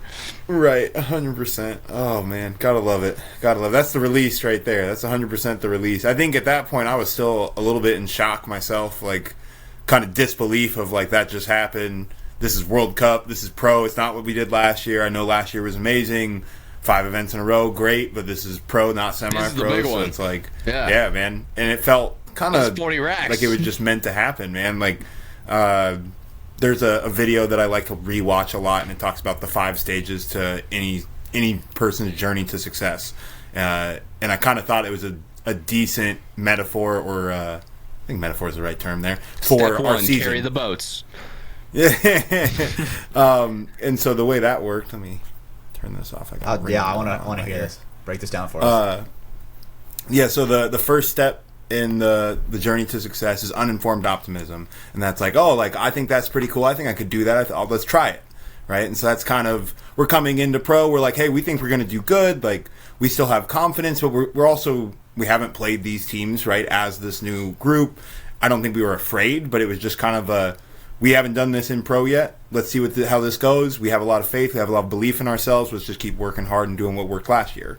So that's the first event. Didn't go the way we wanted, but we had a lot of optimism going into that event, right? The next step is informed pessimism. So that's, okay, this is harder than we thought. We can do this shit, though. Like, it's going to be a little bit difficult. You have that second event. It didn't go as well as you wanted, so that's why I'd say it's kind of that informed pessimism of like, shit, we got, I think it was 12th, 11th, or maybe it was 12th, 12th, 11th for our finishes there in the first 3. Okay. So it's kind of like, oh, all right, maybe this is more difficult than we thought. Or still I guess difficult. Also gets a confidence booster and, you know, taking off a top team like Dynasty, you know, something right. a lot of and rookie we were teams 2-2 there. Right, and we went 1 and Yeah. 3 the first event, technically 2 and 2 the second event. So Confidence to be gained. yeah, so that's going, and then event 3 we still don't make Sunday, right? And so that's like a really hard moment of like we felt like we were right there. We did 2 and 2 again, missed it just by point spread. I think in that third event, like our last match, we let get out of hand and we let them score too many points or something too, and that was kind of like the deal breaker. And so the third step in the journey to success is called the Valley of Despair. And that feeling's like, man, this is really hard. Like, I think I'm going to quit and I'm going to go do something else. And so that third event, like, obviously we didn't go quit and try and do something else, but that third event, it was kind of that moment of like, all right, we still didn't make Sunday. We're getting better. We should be a Sunday team. We still feel like that, but we still didn't make it. So it's kind of like that questionable moment, I guess, with how some people would see that. And if you're talking like a whole story. No, I got you. I feel that with this podcast like 3 times a month. Yeah. Yeah, we're still once fucking again, here, I don't you think know? any of us actually had doubt about us, being good at this thing and being able to make it deep into Sundays. But I it see was the just one of analogy those. you're creating. Yeah, Yeah. those moments Definitely. of like, man, all right, still couldn't make it 11th again. Fuck, all right. What are we going to do to get even better? And so the fourth stage is informed optimism of like, all right, this shit's really hard, but if we work hard, we can do this. Like, it's just going to take time. We can make this shit work. And the fifth emotion is success. And then that's obviously cup. Yeah. GG. No re. Hell yeah. That's fucking awesome. Love that. No, yeah, I like that because that is a great breakdown for your guys' season. Obviously kind of getting shaken up a little bit in the first couple events, but learning from those and being able to take that into, okay, this is what we got to do to win. Let's do that now and not, the other things. So, yeah, no, man, love to see it. That's great, brother. Before we Congratulations, dude. move on away from Thank World you. Cup, obviously, yes, I echo Hatch's congratulations there, man. What you did is an insane accomplishment. I'll say this. You guys won $40,000. Paintball Fit as an organization won 40 grand during that event. We here and the paintball community as a whole has never once mentioned that figure because that's not what matters when you win World Cup in this sport. What matters is you get to say you're one of maybe 30 teams in the history of our sport who has won a World Cup in Florida at the end of the season. Or, dude, is PB Fit like the 6th team to win in the NXL or something like that? Or maybe the 5th team to win? In I think we're NXL, like it's 8th even or something like that. I checked. Yeah, Okay, it gets gotcha. smaller. But I mean, dude, when you add all time, like literally from the 90s to now, it's only been about 35 years. You guys are in a handful of teams that, I mean, there's been millions of people who played paintball competitively and have never gotten to that echelon. So, that's kind of, I want you to know how special what you guys did is. Obviously, you do, but yeah, I'm so proud of you guys because I feel like from the beginning I've been back in PB Fit. I was rooting for you guys all year on the pick'ems. I knew Every single game this year you guys played, I had money on you guys to win. The first part of the season wasn't as great. The second half got a lot better with that. So for me it felt awesome as well. Also, you guys were definitely a part of the reason for me to come down to Texas because being close to the Fit boys and being able to go up to your guys' home field. It's already up there once for USXBL. It was cool to be like, oh, cool. Now the local faces I see are Scott Stewart, Trent Mason, and the Luke Howe brothers. That's cool to me. But yeah, man. So one more time, congratulations again for fucking taking home World Cup. I guess Brandon, Hatch, you guys kind of on that Florida World Cup topic. Is there anything else you guys want to bring up before we keep moving on? Yeah, for the OT point, right? Mm-hmm. You guys, or actually, no. So actually, all 3 points that you won, or for you to tie it up, you guys played a different style. You guys showed a different style of we've grown accustomed to watching, right? Mm-hmm. Certainly. And do you feel that man, I don't want to say this. You won the World Cup with another identity, right? Other than the slow style of play. It's like, all right, look, Very valid point. This is like we can also not just you outplayed or whatnot, outshot another team. It was okay. Right? So what I want to stack on top of that, right? So what I would say is the start of something brand new. What we witnessed is the start of something new. This is no joke, right? This is absolutely the start of something new. Keep going. This is like we're seeing a brand new style of paintball where the last time you saw it ever being created was called Dynasty Magic, and this is PB Fit's version of that. Joey Blue would like to have some sentences with you, because yeah, he thinks he revolutionized paintball with the damage paintball, but you know, tomato, to each their own. That's fine, but I mean, did PB Fit win that match though? You're never playing for damage with those words. What the fuck? Steven Is that Hatch. not? What the fuck? I just said the No, truth. Have you Fuck? ever met Joey Blue, Hatch? No, never have. Have you, Scott? Yes. Yeah, all right. That's why you're laughing right now, and Hatch is not getting the joke. No, man's just very confident in his team and what they are capable of, and he should be. You know, they're one of the few teams within the last 5 years that have been able to win an event. So yeah, I don't want to sound like I'm shitting on Damage or Joey Blue's organization over there. But yeah, it is funny. He's definitely very like, yeah, we invented slow paintball. We're Damage paintball. We're gonna do that. And we're gonna win. I look at it more like, instead of slow paintball, I look at it more like they adapted the version of winning paintball in a way, right? Because they were going on a run a little bit. What the fuck does that mean? Almost kind of like Impact. I feel like Impact has adapted that style when they brought over some of the damage guys. Is that Constrictor style? Does that make sense? But that was just funny the way you said that, man. Like, yes, they invented a style of paintball that is winning paintball. No, but so when it comes to my mind, when it comes to like the style, when it comes to like the Magic, was obviously Dynasty. And that's why I'm trying to make that analogy when it comes to the PB Fit, right? Because what other team is known for being down hella fucking points with very little time left and coming back? I don't know if that's a style of paintball though. That's but is that not old heads being able to pull it out their ass, and then Paintball Fit, you know, being able to do the same. So like exactly right. So I feel like but oh my god. But hear me with this, Hatch.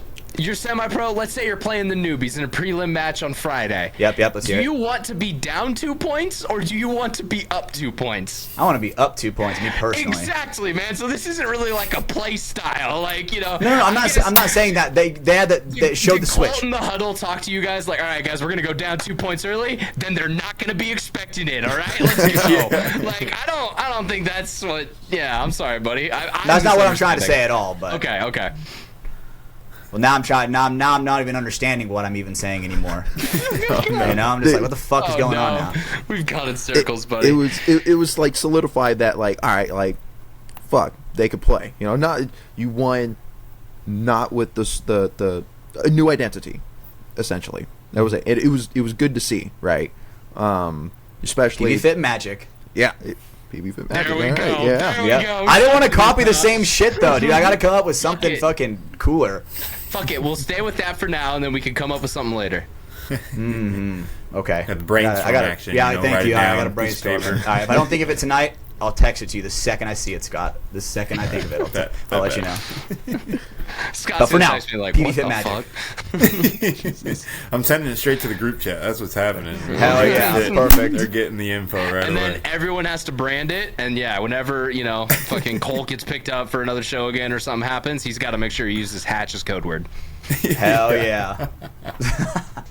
That's what I like to hear. That's what we need. Hey, let's not forget, the first podcast to bring Paintball Fit members on was from the sidelines, all right? We've been here since day one with the Paintball Fit team. So now all these other podcasts who spick and span show PTG sniping them away from us during that first week Have of fun their with win, sloppy seconds. that's fine. Have fun. You can have them, because we already did, okay? We already had Xavi on, and they have Xavi and Colt. We had Xavi and Scott, all right? We had a better And we've had Colt. pairing. And we've had Colt as well. And we've had Cyrus. And we had Cyrus, I think, no joke, 2 weeks before they did. It's about a month before Something the like event, that? I think. Yeah. Oh, yeah, okay, definitely. Yeah, So no, very but, close. But yeah, so that's all I'm trying to say. You know, spick and span, play the game, be on notice, guys, because yeah, you know, just saying. I see you biting Just us. start looking at your list, and they should start putting those guys on their list. Oh, dude, I think I sent it to Colt, like, when because we had him on, like, a couple years ago, and then they had him on, like, 6 months after that, and I sent it to Colt. I was like, I see they're finally starting to watch our show. Yeah, they're Obviously, picking up. it's not that at all, but, you know, I'm going to take that to my pride. It's you know that what I friendly, mean? competitive, Oh, yeah. that friendly banter that we always share with the fellow podcasters. It's amazing. 100%. Yeah, Love it. fuck them. They suck. Yeah, fuck you guys. Yeah, fuck you, Fucking Spiky. piece With of all shit. due respect to all the other podcasters. Play the game. I don't play the game. No, I do actually like play the game. You guys are cool over there. Good luck on Impact next year. But yeah, so getting back to us and to our stuff. Brandon, I guess we'll go to you first on out of topic topics. Do you want to talk about your hike you took this weekend? You went on a hike with Michelle, did some cool shit. What happened there? Yeah, we just went to Oakland because where you So you went to the hood. Okay. Went to the hood. I mean, yeah, came out of one hood to another hood. East side. Yeah, don't do It's that. because it's East Bay. No, thank It's you. a thing. Yeah. No, That was a beautiful hood you were in, bro. Sheesh. Yeah, you're right in the redwoods. And no, we just wanted to test out some photos. Just seeing how we could get shots and everything and editing and whatnot. Side note about that, love Michelle. We gotta get some more light in these photos. All right, a couple of these were coming out very, very dark, and I get she was kind of going for that dark, gloomy style. We still need a little more light in some of those. So that's I guess my feedback on the shoot. But I will say the fact you guys are doing shit like that is cool as fuck to me. Yeah. Let me tell you. So my recommended on my social media has, at least for the past couple of months, has always been art, photos, stuff like that. Right, so when that came up on my feed, Fucking homo. I genuinely thought that was like one of those like recommended art pages, and I was like, oh, this is sick. And I was like, the Baird photography. I was like, damn, I better repost this. This is sick. Especially like the ladybugs, and I was like, dude, this is a sick photo. Ladybugs Dude, are crazy. Dude, so the ladybugs, they were just fucking right there, just right on that log. We came up on this part in the path, and there was ladybugs everywhere, like fucking. Are those ladybugs or are those like the everywhere. phony ladybugs where it's like the invasive species? Those are. I think those were real because this is like their spawning time, right? And then I- they're gonna like go cold maybe for the winter. That makes or sense something. because some were mounted on others. Yeah, but I- that like for I people who haven't watched. seen the photo, the whole log was covered in ladybugs. Like not like a couple were there hanging out. No, like literally every square Covered. inch was covered. And that was we took some more pictures of the plants like right on the ground. We haven't edited those yet, but it there's even more, and it was so much that we took a lot of pictures of them, and it didn't know where to focus, right? So like there was There's so much movement. So Yeah. your camera's autofocus sensors like where? Where? I don't, Yeah, It's almost yeah. like it's almost like fucking You guys are AI probably where it also looks shooting like a all low that shit in aperture there. as well, so it's low plane Mm-hmm. of focus, so it like keeps bouncing because it's like which part exactly of the image do you want me to focus on? Yeah, that's why but- you manual focus everything. That's right. But it was really cool to see just how many ladybugs there were. I mean, it was I can't tell you, just Thousands at least. tens Yeah. of thousands. Lord of the Rings. No, Like All right. something that if you walked into in your house, you would shit a brick and be terrified. Oh yeah, 1 billion ladybugs. yeah, exactly. Yeah, Calm down, Mr. Evil But yeah, or Dr. Evil. it's really cool. I like seeing the nature photographs and everything, right? And to be able to do that as well, it's fun. It's fun diving into this. But really quick, Hatch, you did mention about art. I forgot to mention this, dude. I saw Clint Riddle at World Cup. I have Let's one. go! Yeah. I have You one. got I have too? one as well. I have one Let's as well. go. It's in my I office. got mine. Yeah, I got mine back here. Thanks, Clint. Clint I makes got. awesome I have art. a, That's I have, awesome. a, I have a colorful one. It's yeah, I like very. yours. What's Yours it is called? badass. What's that style? I would like vaporwave. You know what I'm saying? Where it's kind of Yeah, like like that, like 70s almost, like Yeah, future like, 70s. it's like the retro sunset. You know what I'm stuff. talking about? Almost. You know, Yeah, where- yeah. That like Miami color where it's like that Yup, purple and blue yup, kind purple, of vibe. like a yellow yeah. sunset type. Dude, just straight vibes.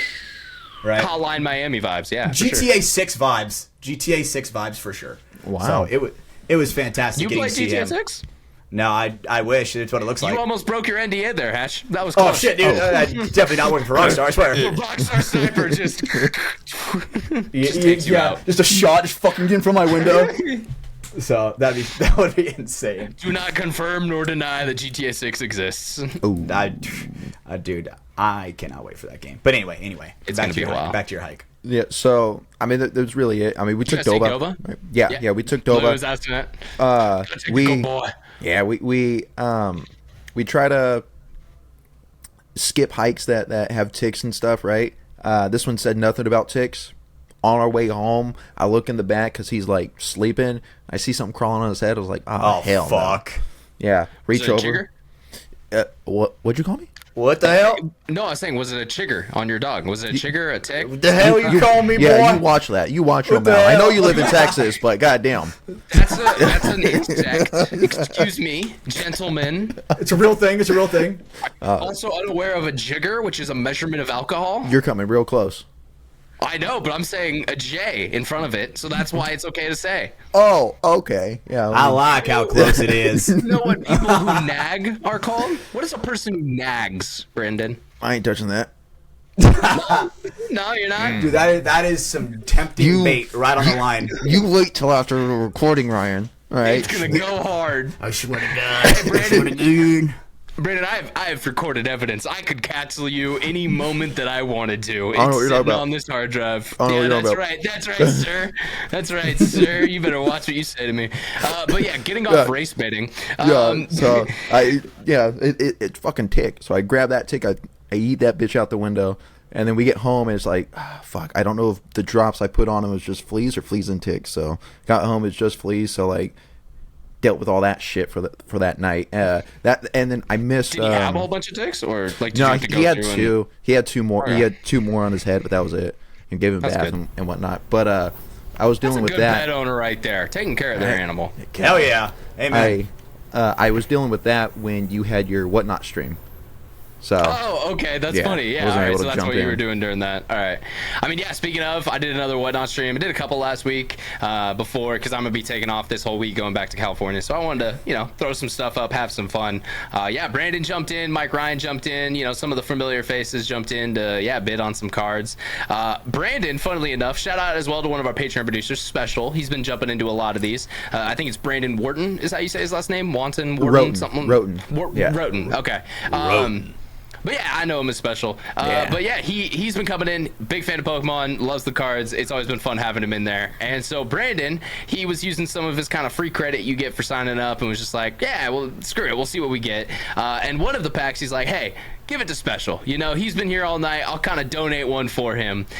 Turns out that was the best hit Brandon got all night, and it ended up going away to someone else. But yeah, good guy Brandon. Can't say he's not good. Hopefully that karma's gonna come back next year. You're gonna get a lot of hits, no bounces. Yes. It's gonna Wait, what? be great. well, no. Wait, no bounces? on the What? field. On the field. Don't bounce on the field. Yes, I'm talking about paintball. Kill one. Oh, Off- you're talking. I off the thought you were break. talking. He wasn't gonna get bounces. I was like, No. you want bounces, bro? No. I meant because that's your Gotcha. teammate Marvin Gerber's whole thing. It's karma. He always talks about giving a homeless man change before an event because you get a bounce. that one extra hit or give you that one extra bounce for yourself. That's true. That dude. Ever since I heard that logic, I've not disagreed with it. I've Dead told ass. so many kids that. I've told so many kids that. Make sure you say thank you to your ref for an extra bounce. That's what I always make sure to tell him. Have you ever heard Marv talk about that, Scott? You probably ran into him a couple times back in the day, but yeah, no, for years I've known him. He's always brought that thought logic up of like, yep, you gotta, do something good before the event, get a little karma in your favor. So, yeah, good for Marv, Gotta do your good I deeds. like it. for sure. But yeah, so Brandon, great hike. Glad you came on the Whatnot streams. Good job being a great doggy dad. Love that from Beautiful you. picks. Don't become a real dad anytime soon, please, because we'd love you to stay in paintball and doing this podcast. Going over to Hatch. Hatch, you also went out for a really cool exploration this weekend or last week. What was that? Yeah. So one thing. Okay, Scott. I don't know if you ever heard of this. Maybe you have, because you seem like a fucking great guy. Have you ever heard of Avatar: The Last Airbender? Yeah. All right. Have you ever seen it? The cartoon version, yeah. Yeah, okay, sweet. So basically, I went to the Avatar: The Last Airbender orchestra, where, dude, this thing was long as fuck. I thought it was gonna be an hour, dude. It was 2.5, and it was a movie where they're basically playing each arc of the anime, right? They're playing each arc, and they're playing along with it, right? All the music. Are they going playing into it. like soundtracks, like songs from those episodes? Yes, Or is it songs from those episodes live, like with it, like keeping up That's with cool. what's going Yeah. on. And dude, I cannot express this enough. I Transcended. hope other people can go out and do that, right? Because I was always like, orchestra, that's lame as fuck. But now I was like, damn, dude. Like, I'm a visual learner, so when I got to see it up on on the screen. I was like, dude, this is beautiful. Like some of the instruments they were using, I didn't even fucking know the name of it. It's like letters and shit I've never even seen. And I'm like, what the fuck is this? Sorry. Letters you've never seen? Yeah, dude. It was like He said he's a bad. You, my guy. He said he's a bad speller. no, I'm telling you, dude. No, there's only half of it- 23 letters. It's not that hard, dude. Some of it was in a different language, so I'm just like, what the fuck is going on, right? That's how I knew it was good. That's how I knew it was good. So there was the lines and shit. You know, I do Oh, be yes. feeling that. Some of these, you know, European countries, they putting umlauts over their fucking letters and shit, and I don't be liking that. I'm not a fan of it. I'm an American. And then you got them fucking Asian countries where they just make a picture, and that's supposed to mean some shit, and you're supposed to read a story with a whole bunch of pictures. I don't understand how they communicate like that. Here in Agreed, brother. Texas, we use God's given English. That's right. Hell yeah. Amen. Fuck books, first of all. Fuck books. I don't condone that. I just want to Right. say that was a hatch But, thought. Just gonna leave him there to die on that hill. Yeah, the orchestra, it was beautiful. The sounds were basically like sending, I could feel the notes dancing on my eardrums, it felt like. It was absolutely insane. And That may have been the MDMA, but yeah, no, fair, you know, fair you enough. never know. But it was so incredible. I cried. No joke. I shed it. May have been the ecstasy. No, dude, it was so beautiful, right? So if you guys know anything about Avatar: The Last Airbender, there's a certain song in there called "Leaves from the Vine." Has a very big meaning. I do know in the Avatar: The Last Airbender, everything was okay, and then the Fire Nation attacked. That Yep, is something dude, that I remember. Seeing that whole intro being played live, dude, that was fucking awesome, right? And they showed it, right, where it's like water, air, and I'm like, oh, dude, this is so fucking sick, right? But it was very emotional. It was genuinely very emotional for me, right? Because the whole Music can be.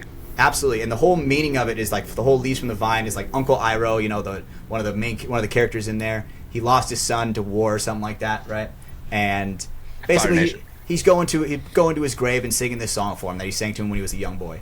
And obviously, I've had tragedy in my life with Callie, dude. So, dude, that shit hit so hard. I'm sorry. You went to Cali? You Yeah. literally don't. You don't have your dad, bro. Like, that's an easy W there. Like, his dad Well, singing to his dead son. You could relate to that because you don't have a dad to, sing to you. So No, like, I'm sorry. I completely agree. But it was more like from the perspective of me, like, because he was talking to his child, and I felt like it was like Callie was my child, you know.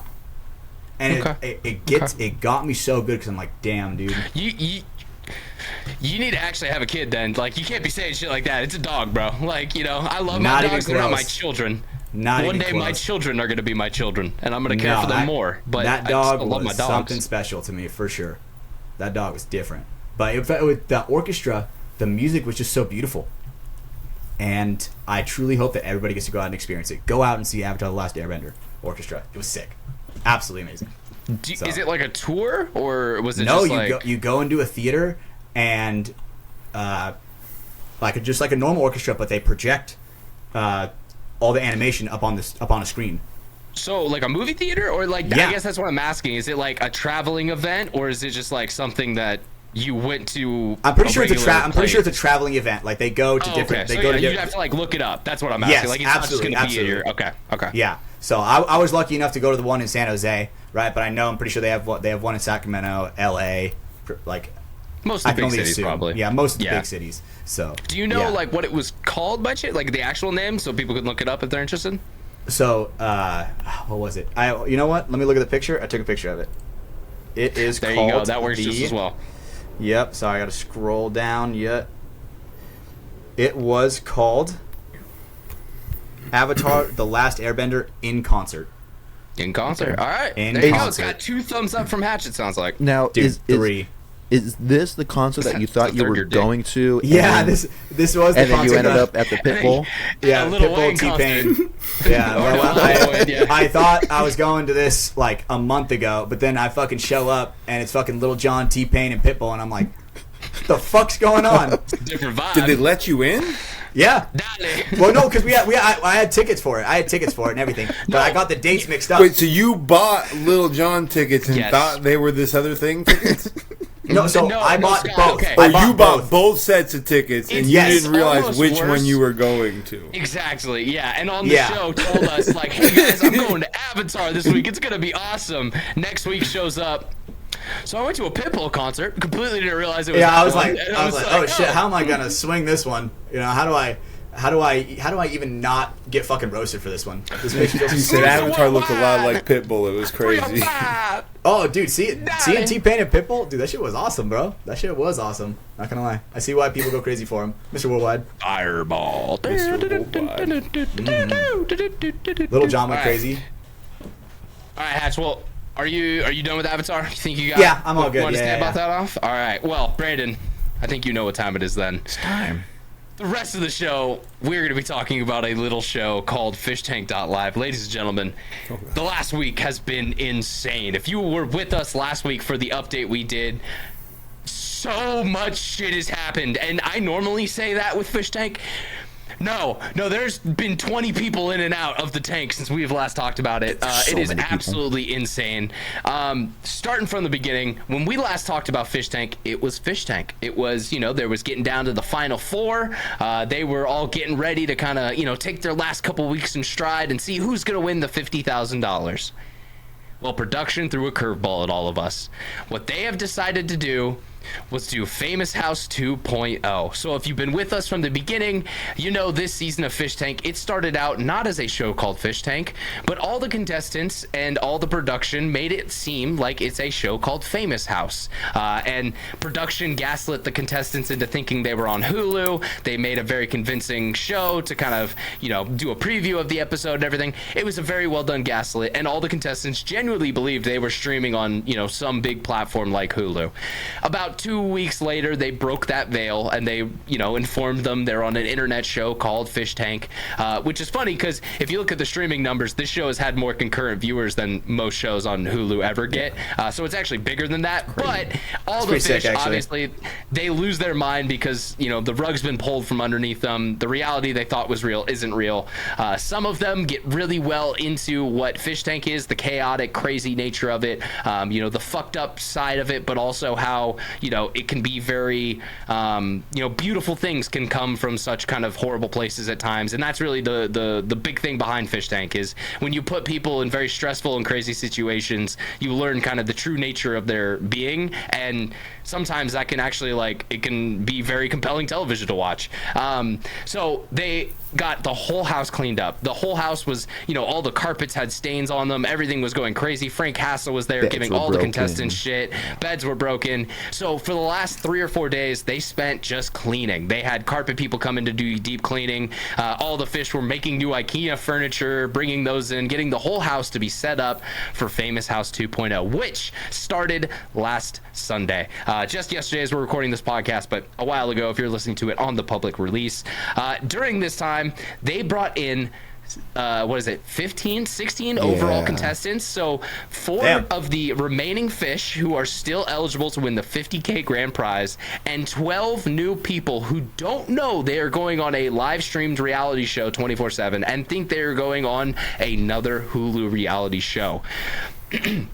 They bring in this group of people slowly as the day go in.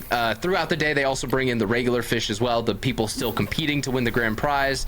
And there's, some funny moments of them trying to play off not knowing each other and, all the shit that goes with that. Yeah, because really quick, I don't think you said they're supposed to act as if it's their first day, right? They're not supposed to lead on that. It's a fresh show. So yeah, there was no show before it. So for the contestants who are still from that last show, they have to pretend that this is a new experience starting. Thank you, Brandon. And so yeah, so they come into the tank. People start to get to know each other. All the first day jitters happen. All that so and so. About 6 p.m. in the night, a new contestant enters the fish tank. And this is happening quite a lot throughout the day. So it's really not that exciting at the moment. But this man, his name is Brandon. Yeah, and he does harm to the names of Brandons everywhere. Now I do too now. Nice. But so Brandon enters the tank. And at first, it's very... No one's looking at him, he's wearing some weird feather boa thing. He obviously seems to be some type of gay male, whatever. He's doing his thing. He's going around the house, not drawing attention. Cool. Okay. And so as people start to talk, Eventually, Sam comes up, the host of the show, Sam Hyde, comes up about 2 hours later, and he pulls a group of the men aside and proceeds to tell them this information. In 2018, Brandon created a very sexual and weird costume for a 9-year-old drag star named LaQuisha or Letitia or something like that. I don't even know how to fucking pronounce it. This information, obviously, the dudes who are hearing this, as rightfully as they should, are pissed off about it. I don't like it either. I just want to make that stance clear up front. And so they start to kind of hassle this dude about it and be like, yo, dude, what is this? Like, we got information that you made some shit for a kid that's like kind of sexual. Like, what the fuck's going on here? And you know what the really fucked up thing is?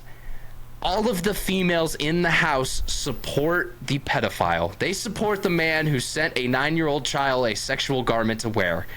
Sam Hyde, the host, gets very fucking pissed about this, as he should, and he starts to pull people aside and show them the proof, showing, hey, this was photos he posted, like, this was some weird shit that went down, like, why are you supporting this dude? Like, that's fucked and weird. Essentially what they were trying to do in the fish tank contract, there is a clause that says if you leave the house on your own volition, production doesn't owe you any money. You forfeit every single dollar that you have earned up until that point. That is to try and get people to stay and compete in the show and, you know, be there. Now, contestants do get eliminated throughout the show, so people will leave, but if you leave on your own volition, you lose the money. So they're obviously trying to get people to hassle him and make him want to leave. He doesn't want to leave. Eventually, Sam comes in, takes him into their little kind of like personal private room they do conventional interviews at and stuff. Locks him in there, throws in $200 cash, which is his day rate, and says, yeah, you need to get the fuck out of the house, man. I've been trying to come up with a funny way to do this, and I just can't. You just need to leave, bro. Like, we can't have you here in the house. This leads to everyone in the house being pissed at production for kicking him out, and honestly just supporting a dude who maybe is not necessarily a pedophile himself, but is at least kind of adjacent into that world. And that's, look, I don't give a fuck what you do in your life. If you're an adult and you want to be, you know, you want to sleep with people, I don't give a shit. But when you involve kids, that's fucked up. Like, that's where my hard line is. You know, don't involve minors in whatever the fuck you're doing. So yeah, they got him out of the house. It caused a lot of chaos. One of the fish still remaining, Bert. Bert is a very sexual addicted man who is a bisexual man who is apparently a porn star and all this other stuff. He's actually just very disgusting, and watching him for the last 3 weeks has been just kind of revolting at times. But every time a man comes into the house and claims that they are either bisexual or gay, he becomes obsessed with them in minutes. He knows nothing about them. One of the contestants who came on earlier this season, Frank Hassel, used this to his advantage and got him to do a lot of fucked up shit because he thought he was in love with him and all this stuff. So he instantly starts taking the pedophile side as well, because he's a bisexual man, has a whole breakdown about, like, why is he leaving? This is not right. Oh, I don't like this. It's just chaos. But essentially, at the end of the night, on Twitter and everything that's going on, all of the fans of the show are like, dude, this is so dumb. These are all just normie, honestly very liberal people who are okay with a pedophile. Like, this is just not really content we want to watch. This is bad. Well, today, Jet Neptune turned it the fuck up. He's the director of the show. Airsoft Fatty came back into the tank this morning. Now, Chris, our boy Airsoft Fatty, has not been in the tank all season. This is his first appearance. He is a fish tank kind of Hall of Fame member at this point, who shows up every single season of the show, makes amazing content. He's lost within probably about 150 pounds. Like, if you look at him on this season of the show versus the first season, he's lost so much weight. It's actually crazy.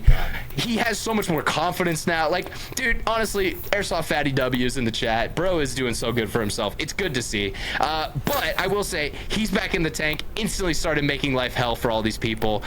They brought in Alex Stein is in there right now. Another guy who usually comes in every single year. He's a political correspondent, but he's just kind of a funny comedian guy in general as well.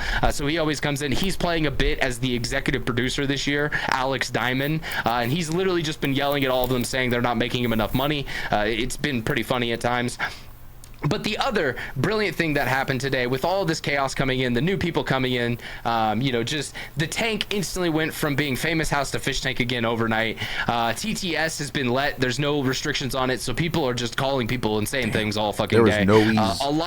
A lot of the females like broke down and cried at many points today. And the reason they're doing this is because they realize they just need to get these people out, and if they leave, then they don't owe them any money. Like, it's sad, but that's kind of really the truth. They're pushing them pretty hard. But it is funny because some of them are leaning into it, and they're getting it's a joke, and you got to play this game that is going on to potentially win $50K, which is real. Someone at the end of this is going to win $50,000. That's not like a gaslight or a joke. That is a real thing they've paid out to all the past winners.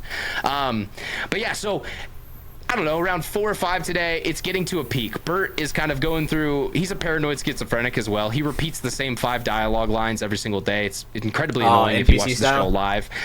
He literally is an NPC, bro. It's 6 dialogue options, and there's 7 males and 5 females. That's kind of weird. I don't get why. Is this like a gay dating show of some type? I don't understand. I can't hear. What? And then every time the computer comes on to make a TTS, he literally jumps and goes, huh! And it's like, it's every time. I don't know. I kind of feel bad for him at times. But so they eventually are kind of, the whole thing about Brandon is getting to a head. Everyone's getting, drama, and it's all crazy. They eventually get to where this guy, Tony, this short king in the house, he's taller than Brandon, or shorter than Brandon. Ooh, yeah. He's not taller than Brandon. He's actually shorter than Brandon. He says, fuck it, man. Like, you're crazy about all this. Let's fight. And this is definitely a common theme in Fish Tank. If 2 guys or 2 females, they get to a point where they're just like, it's going to get physical anyways, they give them boxing gloves and they referee a fight. I was definitely watching that. that. There's no cheap shots. There's no low blows. But they let them get it the fuck out. Because usually, it's funny, in all the seasons of Fish Tank, it ends after that.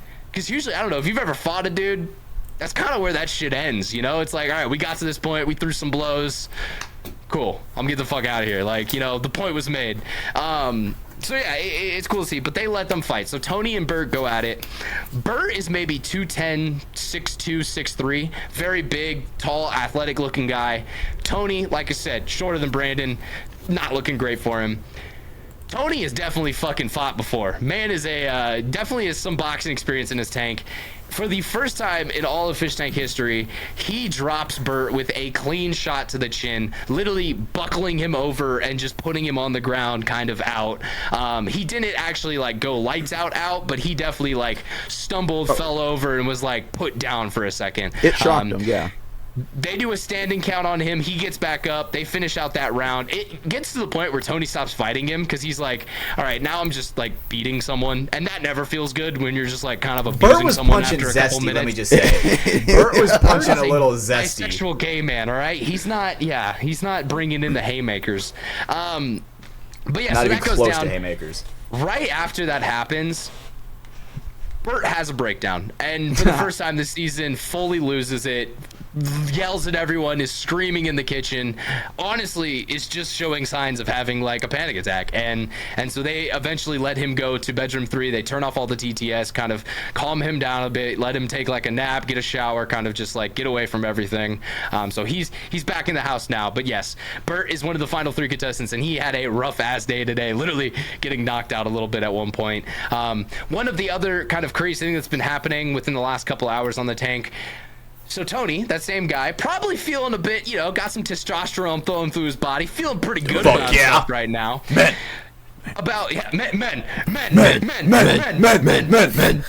Scott, join in.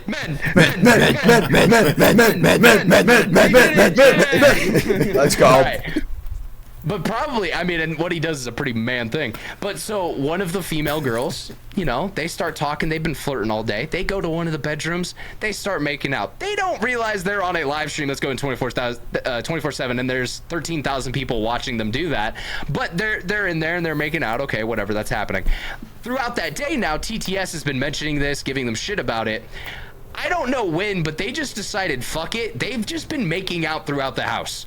Just in front of people, randomly, everywhere. Alex Diamond, the producer guy, the Alex Stein in real life, but the character he's playing, he just keeps going, I like that. Keep that up, guys. That's great drama.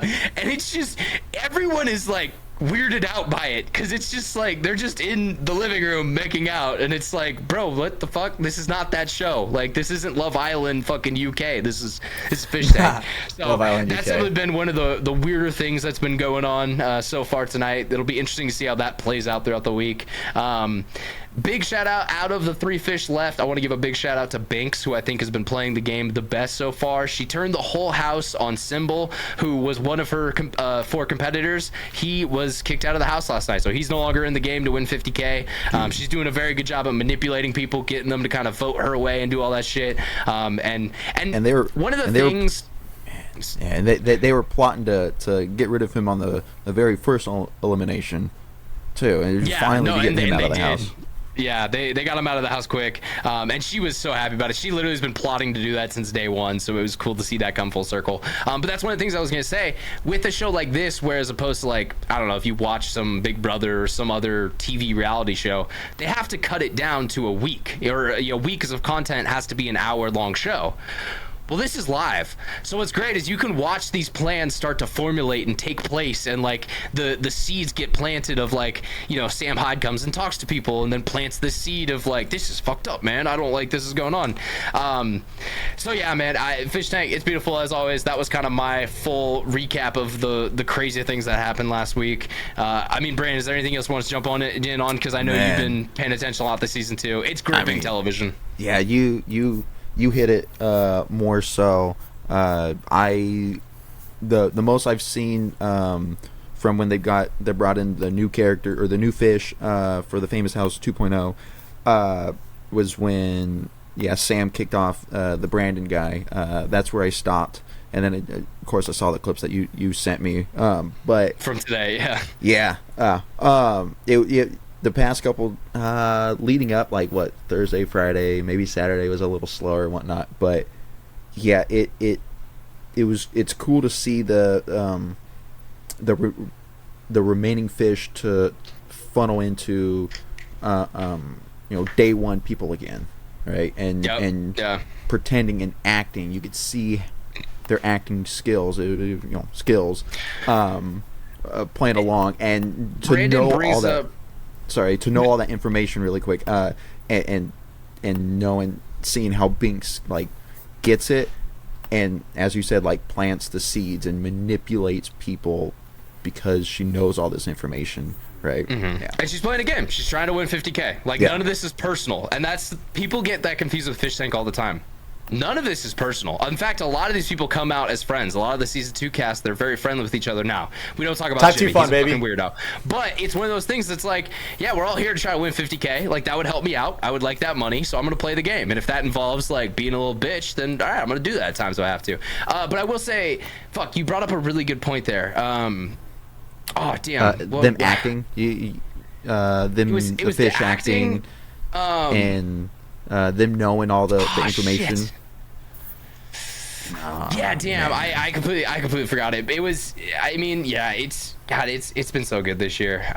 They also did brag to start the season. They had a plant from production named Luke, who they have brought back into the take now for Fish Tank 2.0, because obviously they can bring new people in.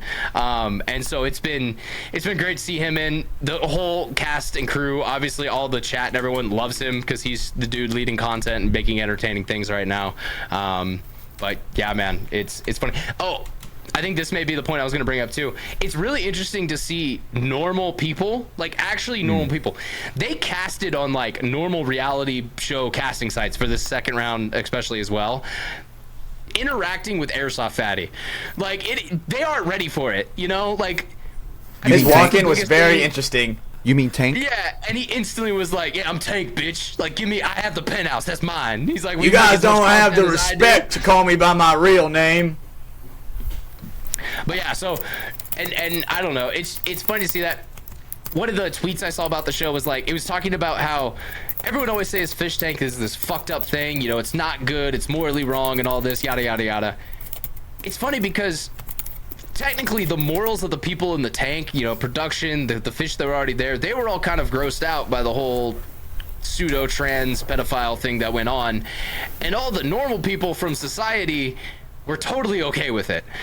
And it was like, I I think this says a lot. Like, you call us fucked up because, you know, we say faggot every now and then, but like we at least know the line of like, don't fuck with kids, you know? So it's, yeah, it was very interesting to kind of see that perspective on like reality and being like, you know, most people are okay with this, I guess, in today's world. The other thing that's funny too, they literally found the randomest of random people. Fishtank Twitter found out that yes, one of these girls is in fact an OnlyFans model, and they dumped her whole OnlyFans on Twitter last night. Wow. That's like a Please 1 in don't 5 send chance that, though. I'll Now. Ryan. never in go the there. chat. Yeah, No. I won't ever send you that. No, Michelle would hate that. We won't do Yeah, that. no, I can't do that. I'll have to do it later, but I got you. But yeah, dude. So it was like, I don't know. It's it's coming to an end. I'm sad. I gotta fucking travel again this week, so I'll be kind of in and out as well.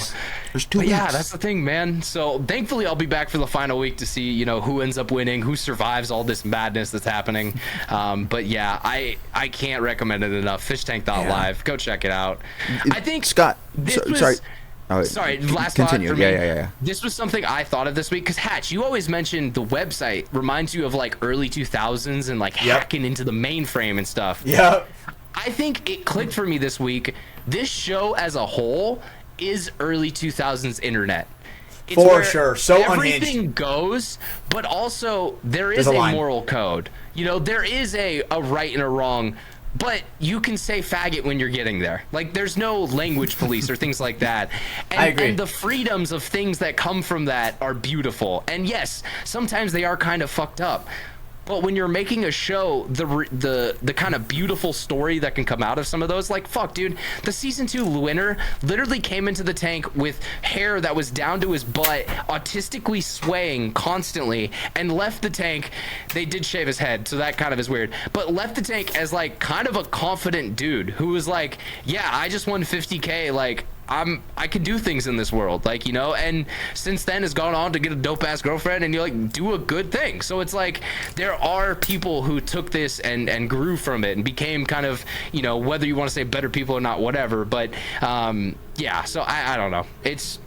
I'm autistic about it. I get it, but yeah, it's great. And if you know, watch the recap, start to get interested and involved, you'll understand quickly. I know CJ out there got involved. I know a couple guys in the Oni group started to get involved, but yeah, come on, more people do it. It's a great show.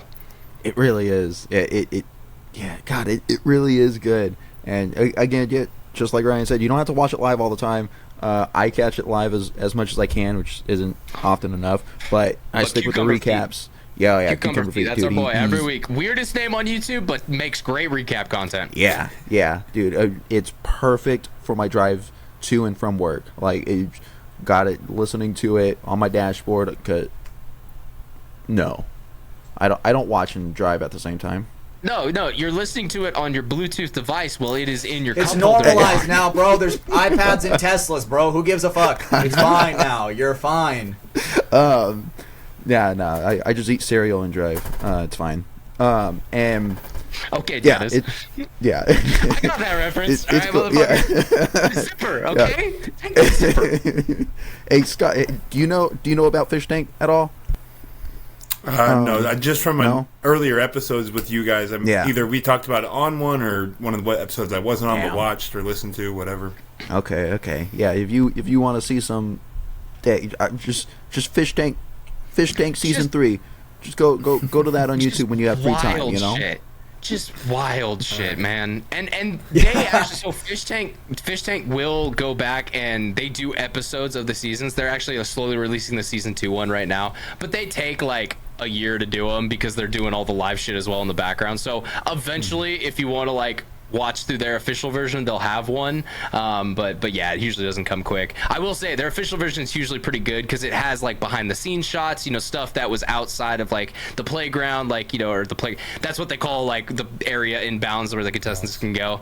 But yeah, like when they go down to the basement, talk to producers, what happened during that talk, usually we don't know, but it's cool because like they'll be able to show you the camera feed and stuff down there. But yeah, so I always recommend it. I will never stop recommending it. It's great. You know, turn your sensitive feelings off a little bit, and you know, go laugh at some really funny things.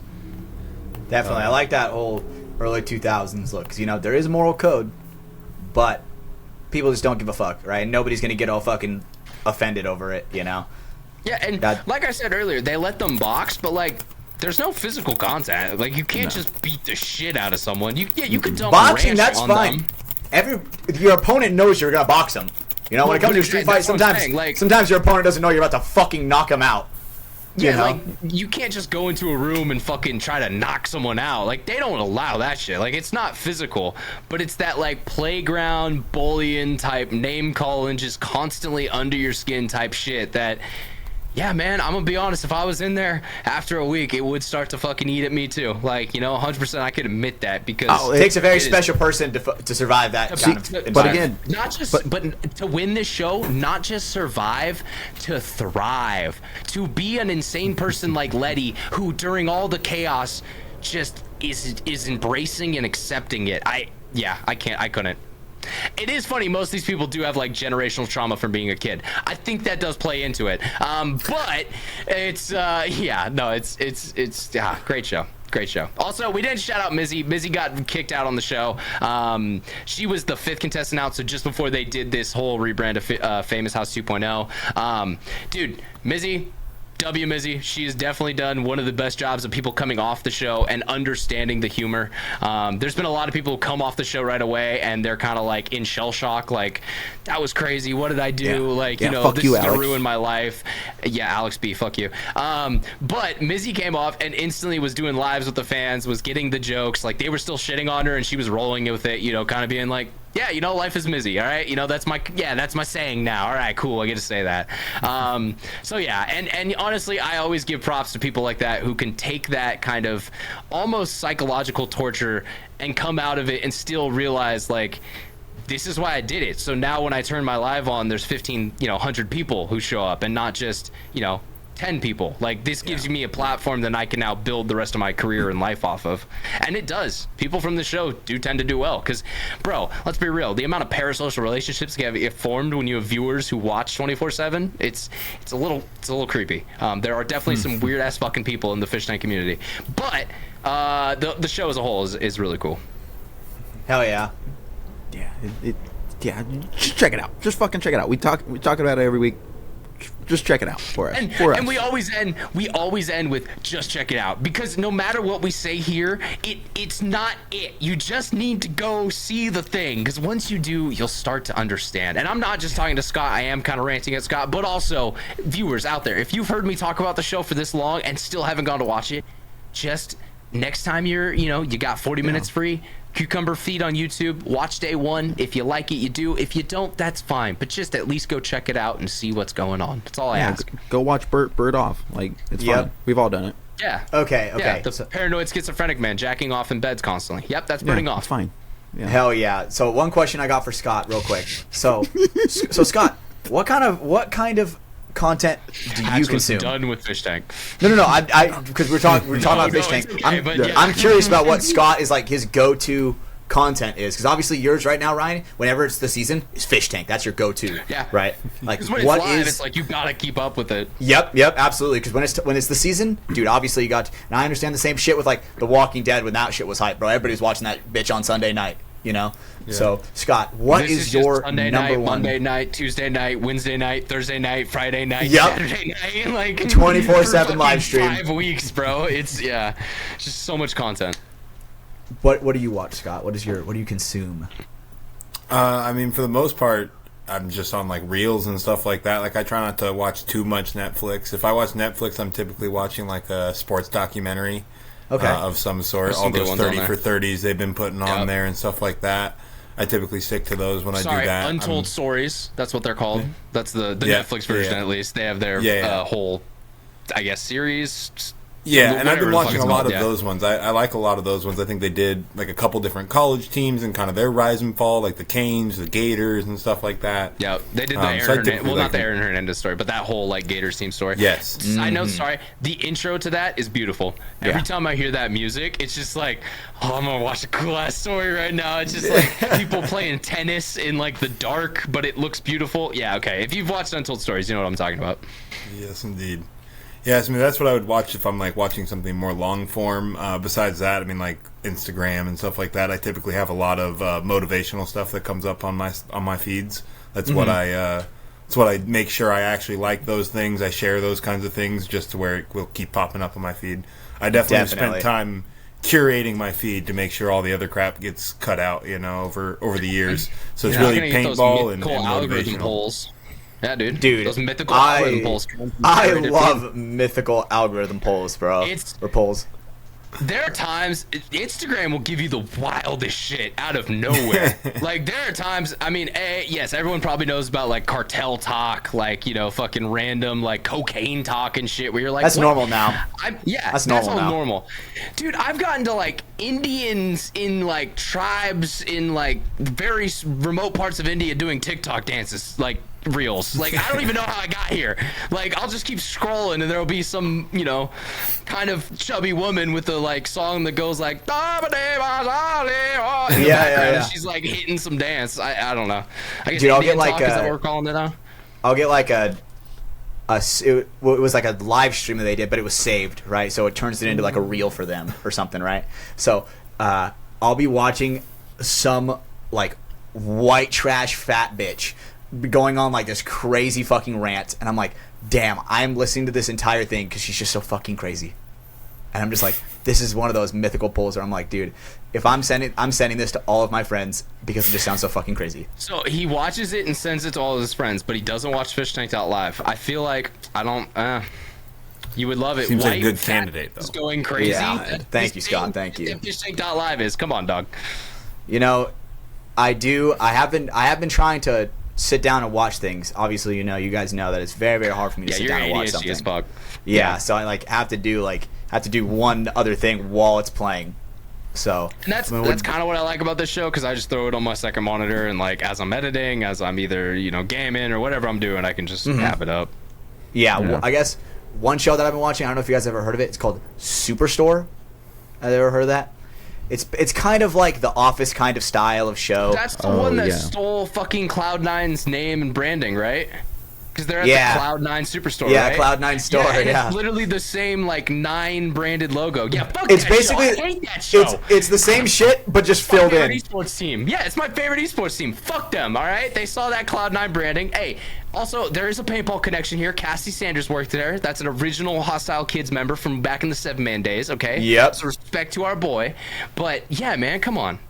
No, Dude. sorry, that's my visceral reaction to Superstore. No, you're good. That show is so fucking funny, because I'm like, it's obviously supposed to be like kind of like a Walmart-esque show, right? But the random shit that they'll like show, it'll be like an intermission scene where it'll be like this fat dude just taking a shit in like the display toilet, and it's like, I wonder if that's actually happened in like a normal Walmart. I remember hearing that in Larry the Cable Guy's stand-up about Home Depot back in the day. That was like a popular joke from his blue-collar comedy set. Be like, you ever take a shit in the Home Depot display toilets? I bet like that'll be the next 04, show. I shit you not. Ryan, you just came up with the next fucking NBC special where it's gonna be like fucking Home Depot. It's gonna be like Office Home Depot. I took a shit in Home Depot. Like, is that? And then the it's gonna be called like plays. You get that. Dun.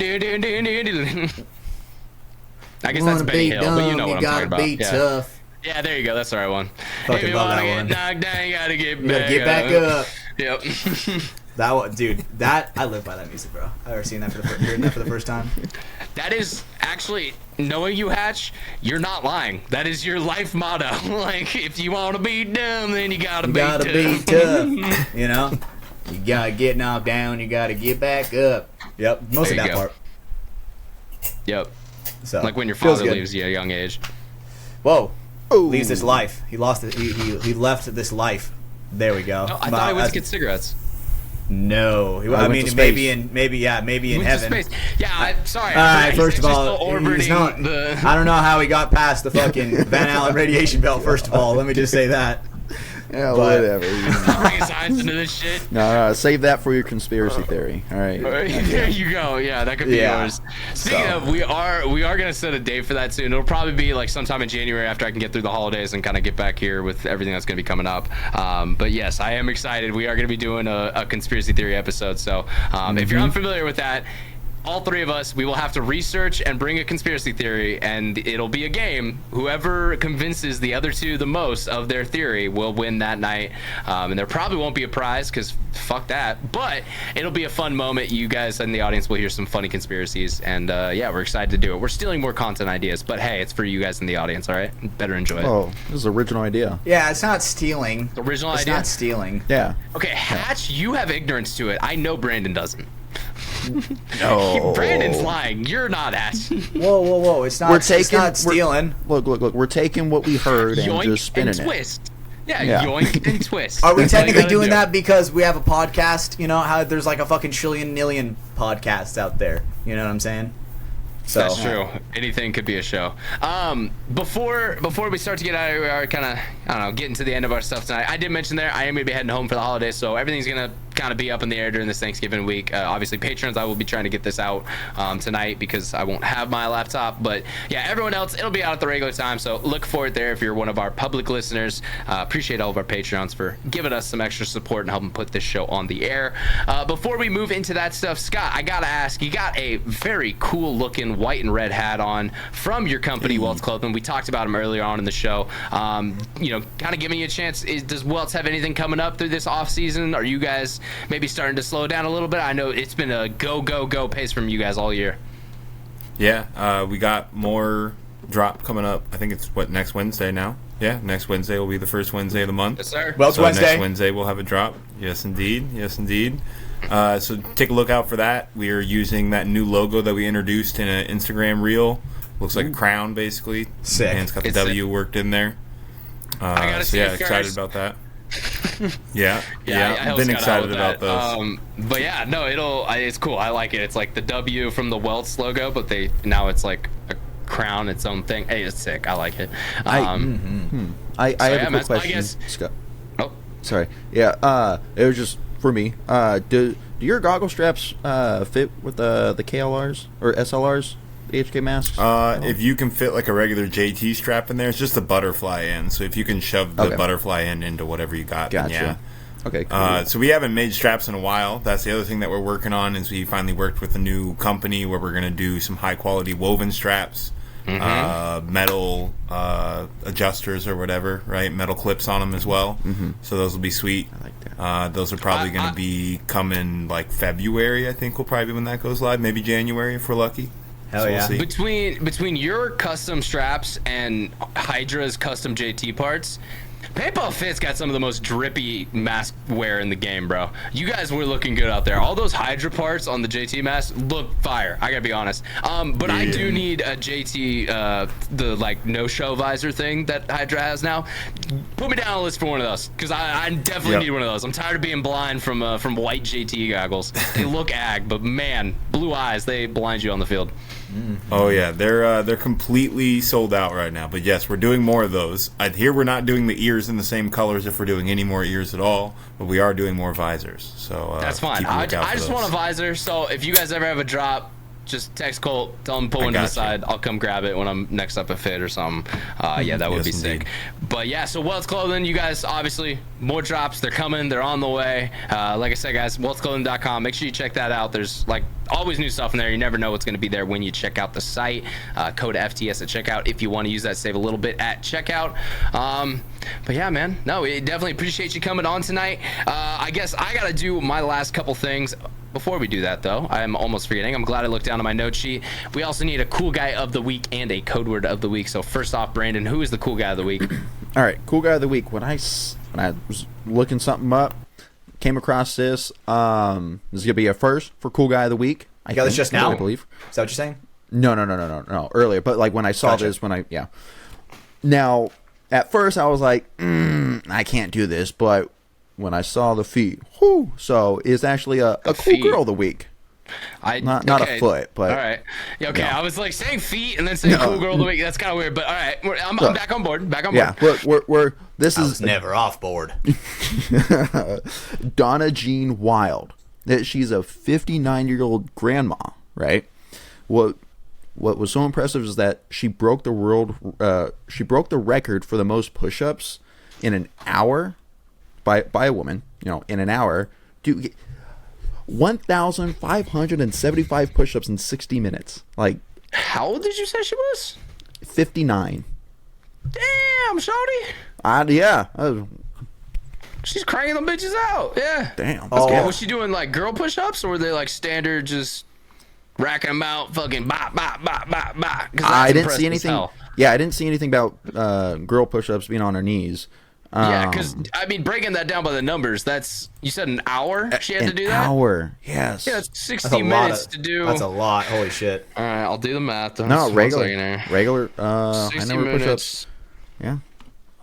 Yeah, 300. something I want to stack on top of this, right? So this is kind of gaming. I don't know if you guys know Doug Sensor Martin. He was Phase guy. Uh-huh. So he Crashed out. He broke. Sorry, Hatch, real quick. Go ahead. The numbers on that, that's literally a push-up every 0.3 of not of a second, but so every second she's doing a third of a push-up. So every 3 seconds she's doing a push-up. That's crazy. And I'm reading a little more. Sorry. Her shoulder even dislocated during the hour, and she popped it back in and finished Badass it. bitch. God damn, what a fucking Donna beast. Jean Wild, badass bitch. You are definitely the cool girl of the week. First time here, and you deserve it for sure. Yeah. So one thing I want to Sorry, stack on Hatch, top what of were you saying that when it about comes to Sensor like, Martin? it was funny because so he broke the world record for most pull-ups in like a 24-hour period or something like that. Yeah. But they didn't count it because he did it for charity. I did see that. Yeah, he posted some kind of content about it. But yeah, apparently when you're doing a Guinness World Record like official run, it has can't to donate it be to charity. like, well, there can't be any monetization from it. So it's like you can't make money off it. You can't be doing a fundraiser for a charity. It has to literally just be that act alone by itself. So because he did it on stream to raise money for a foundation, which is, I mean, great. Yeah, it's fucking awesome. He should be doing that. Because of that, he was not eligible to receive the world record that he rightfully did. You know, like he rightfully got a number that was bigger than the last guy. That's crazy. Dude, his hands after were like I could fucking shredded imagine. meat, bro. They were like I think No I think amount just of like that. shock is saving you. Yeah, so I'm pretty sure he broke a finger. Like Not doing the the fingy. Yeah, that's doing what the I'm saying. pull-ups. And he's a gamer. Not He's a his controller fingy. gamer. He needs Oh, his dude, you know fingies. that grip go crazy. Oh, he a good gripper. Let me That's just why say. you think about his grippers like that, bro? Because why you you got doing imagining that pull-ups. Of shit? course, That's you a need little good grip to do pull-ups. You fucking sicko. Get your mind out of the gutter, buddy. Okay, I'm just, you were the one who brought up grippers, so you know that's all I was thinking. Well, that's his hands, bro. Yeah. All right, man. Well, hey, Hatch, what is the code word of the week? We gotta let Scott out of here. He looks like he's about to put a gun in his mouth. He's looking tired. Absolutely. So the code word of tonight is chicken dinner because we're with a winner. Chicken dinner, boys. So congratulations again, Scott, Dinner. for seriously. No, I'm gonna make it doing chicken something dinner because impossible. we're with a winner. It's got to be the whole catchphrase. Yeah, If you don't say the whole catchphrase. Yep. Here. Now Mike Ryan's gonna do it. And I feel like an asshole. You don't have to do it, Mike. Just send chicken dinner. That's the code word of the week for this week. But yeah, that's a good point, Hatch. Congratulations again to Scott Stewart and his team Paintball Fit for doing what a lot of people did not believe they could do. I knew. And yeah. I knew. Hey, I had money on the whole time, so I can say that the same way. But I'll let you have your moment, Hatch, because yes, Thank you did. you, You thank called you. it. It was beautiful. Like, were you there, Scott? At the very beginning, we were recording the podcast in the VIP pits, and we were like, Colt, we're betting on you. You know, were you there for that in that little huddle? Oh, You're muted. Uh-oh, muted. I didn't hear you yell it, but I was definitely walking the field when you guys were doing the podcast, and I heard about you doing that while we were still there. Hell yeah. Okay, sweet. Just wanted to make sure. Colt- I always Colt believe in you, spread Scott. You're a fucking beast. Oh yeah, appreciate you So, boys. congratulations again, dude. Seriously, I know how hard that is to do, and especially coming out of semi-pro, your first year back in pro, winning World Cup, dude. I couldn't even imagine that feeling. So seriously, you are a fucking beast, and I'm chasing that for sure. Oh yeah. Oh yeah. Well, hell yeah, man. All right, boys, it's time for me to remind you of all the things you can do to support the show. Make sure you drop a 5-star rating either on Spotify or Apple Podcasts. It's free to do. It takes a second to do it, and it helps support us, make us look good over here. So I would really appreciate it if you took just the second to do so. Leave a like on YouTube as well if that's your platform of choice. You can subscribe to the show on all 3 of those platforms. It's just going to give you a notification when the next show is live and ready to go. We also got the Patreon as well, patreon.com/Mafia_Productions. That's where you're going to get get access to the show early without ads. It's ad-free content, and then also some bonus content when that is available. It always gets dropped over there for our patrons. Yeah, we got a good group, a good community over there. There's a lot of funny things that go down in the comment sections over there. Machine Gun Mike, make sure you go join over there. If you do, give him some shit in the comment section because he reads all of those over there, and let him know his audio is one of the worst that we have ever heard on the show ever. Fuck that headset. Keith Brown's was better. That's how bad it was. Damn, wow, it was better. Holy fuck, dude. And before that, Keith's was the worst we ever had. I love you, Keith. Without a doubt. Your audio was not great that show. But yeah, guys, so make sure you head over there, patreon.com/Mafia_Productions. The merch is over at xxvthelabel.com. We got that down in the description. Appreciate Michael Diaz and the team over there for helping us with that. And then we also have our sponsors, Liquid IV. Gotta grab the box. LiquidIV.com. Head over there. Promo code Mafia_Moffitt over there. Save 20% off and get free shipping at checkout. Sugar-free, or sugar formula. They got both. Whatever you need, they got it over there at liquidiv.com. NECTR Energy is our second sponsor, NECTR.energy. We appreciate them. They're great on the show. I had one in all show, got me energized and back ready to go. The caffeine and the neurotropic. It's a great little pouch. Head over to NECTR.energy. He's promo code Mafia_Productions. Get a buy two, get one free over there. And last but not least, what's the company, Scott? Wells Clothing? Yeah, wellsclothing.com. That's where you head over. Use promo code FTS. You're going to save yourself a little bit of money checking out over there. We appreciate Scott and the boys over there for sponsoring the show as well. Their support over here definitely, helps us out and keeps us going. All right, boys. Well, without further ado, that was episode 122. Thank you so much to our special guest, Scott Stewart, for coming on. My name is Ryan Mafia Moffitt. For our boys, Stephen Hatch and Brandon Brando Baird, has been episode 122, and we will see you guys on the next one. Hatch, do that thing that you do. Bye. I'll see you guys later. Caught him off guard there on that one.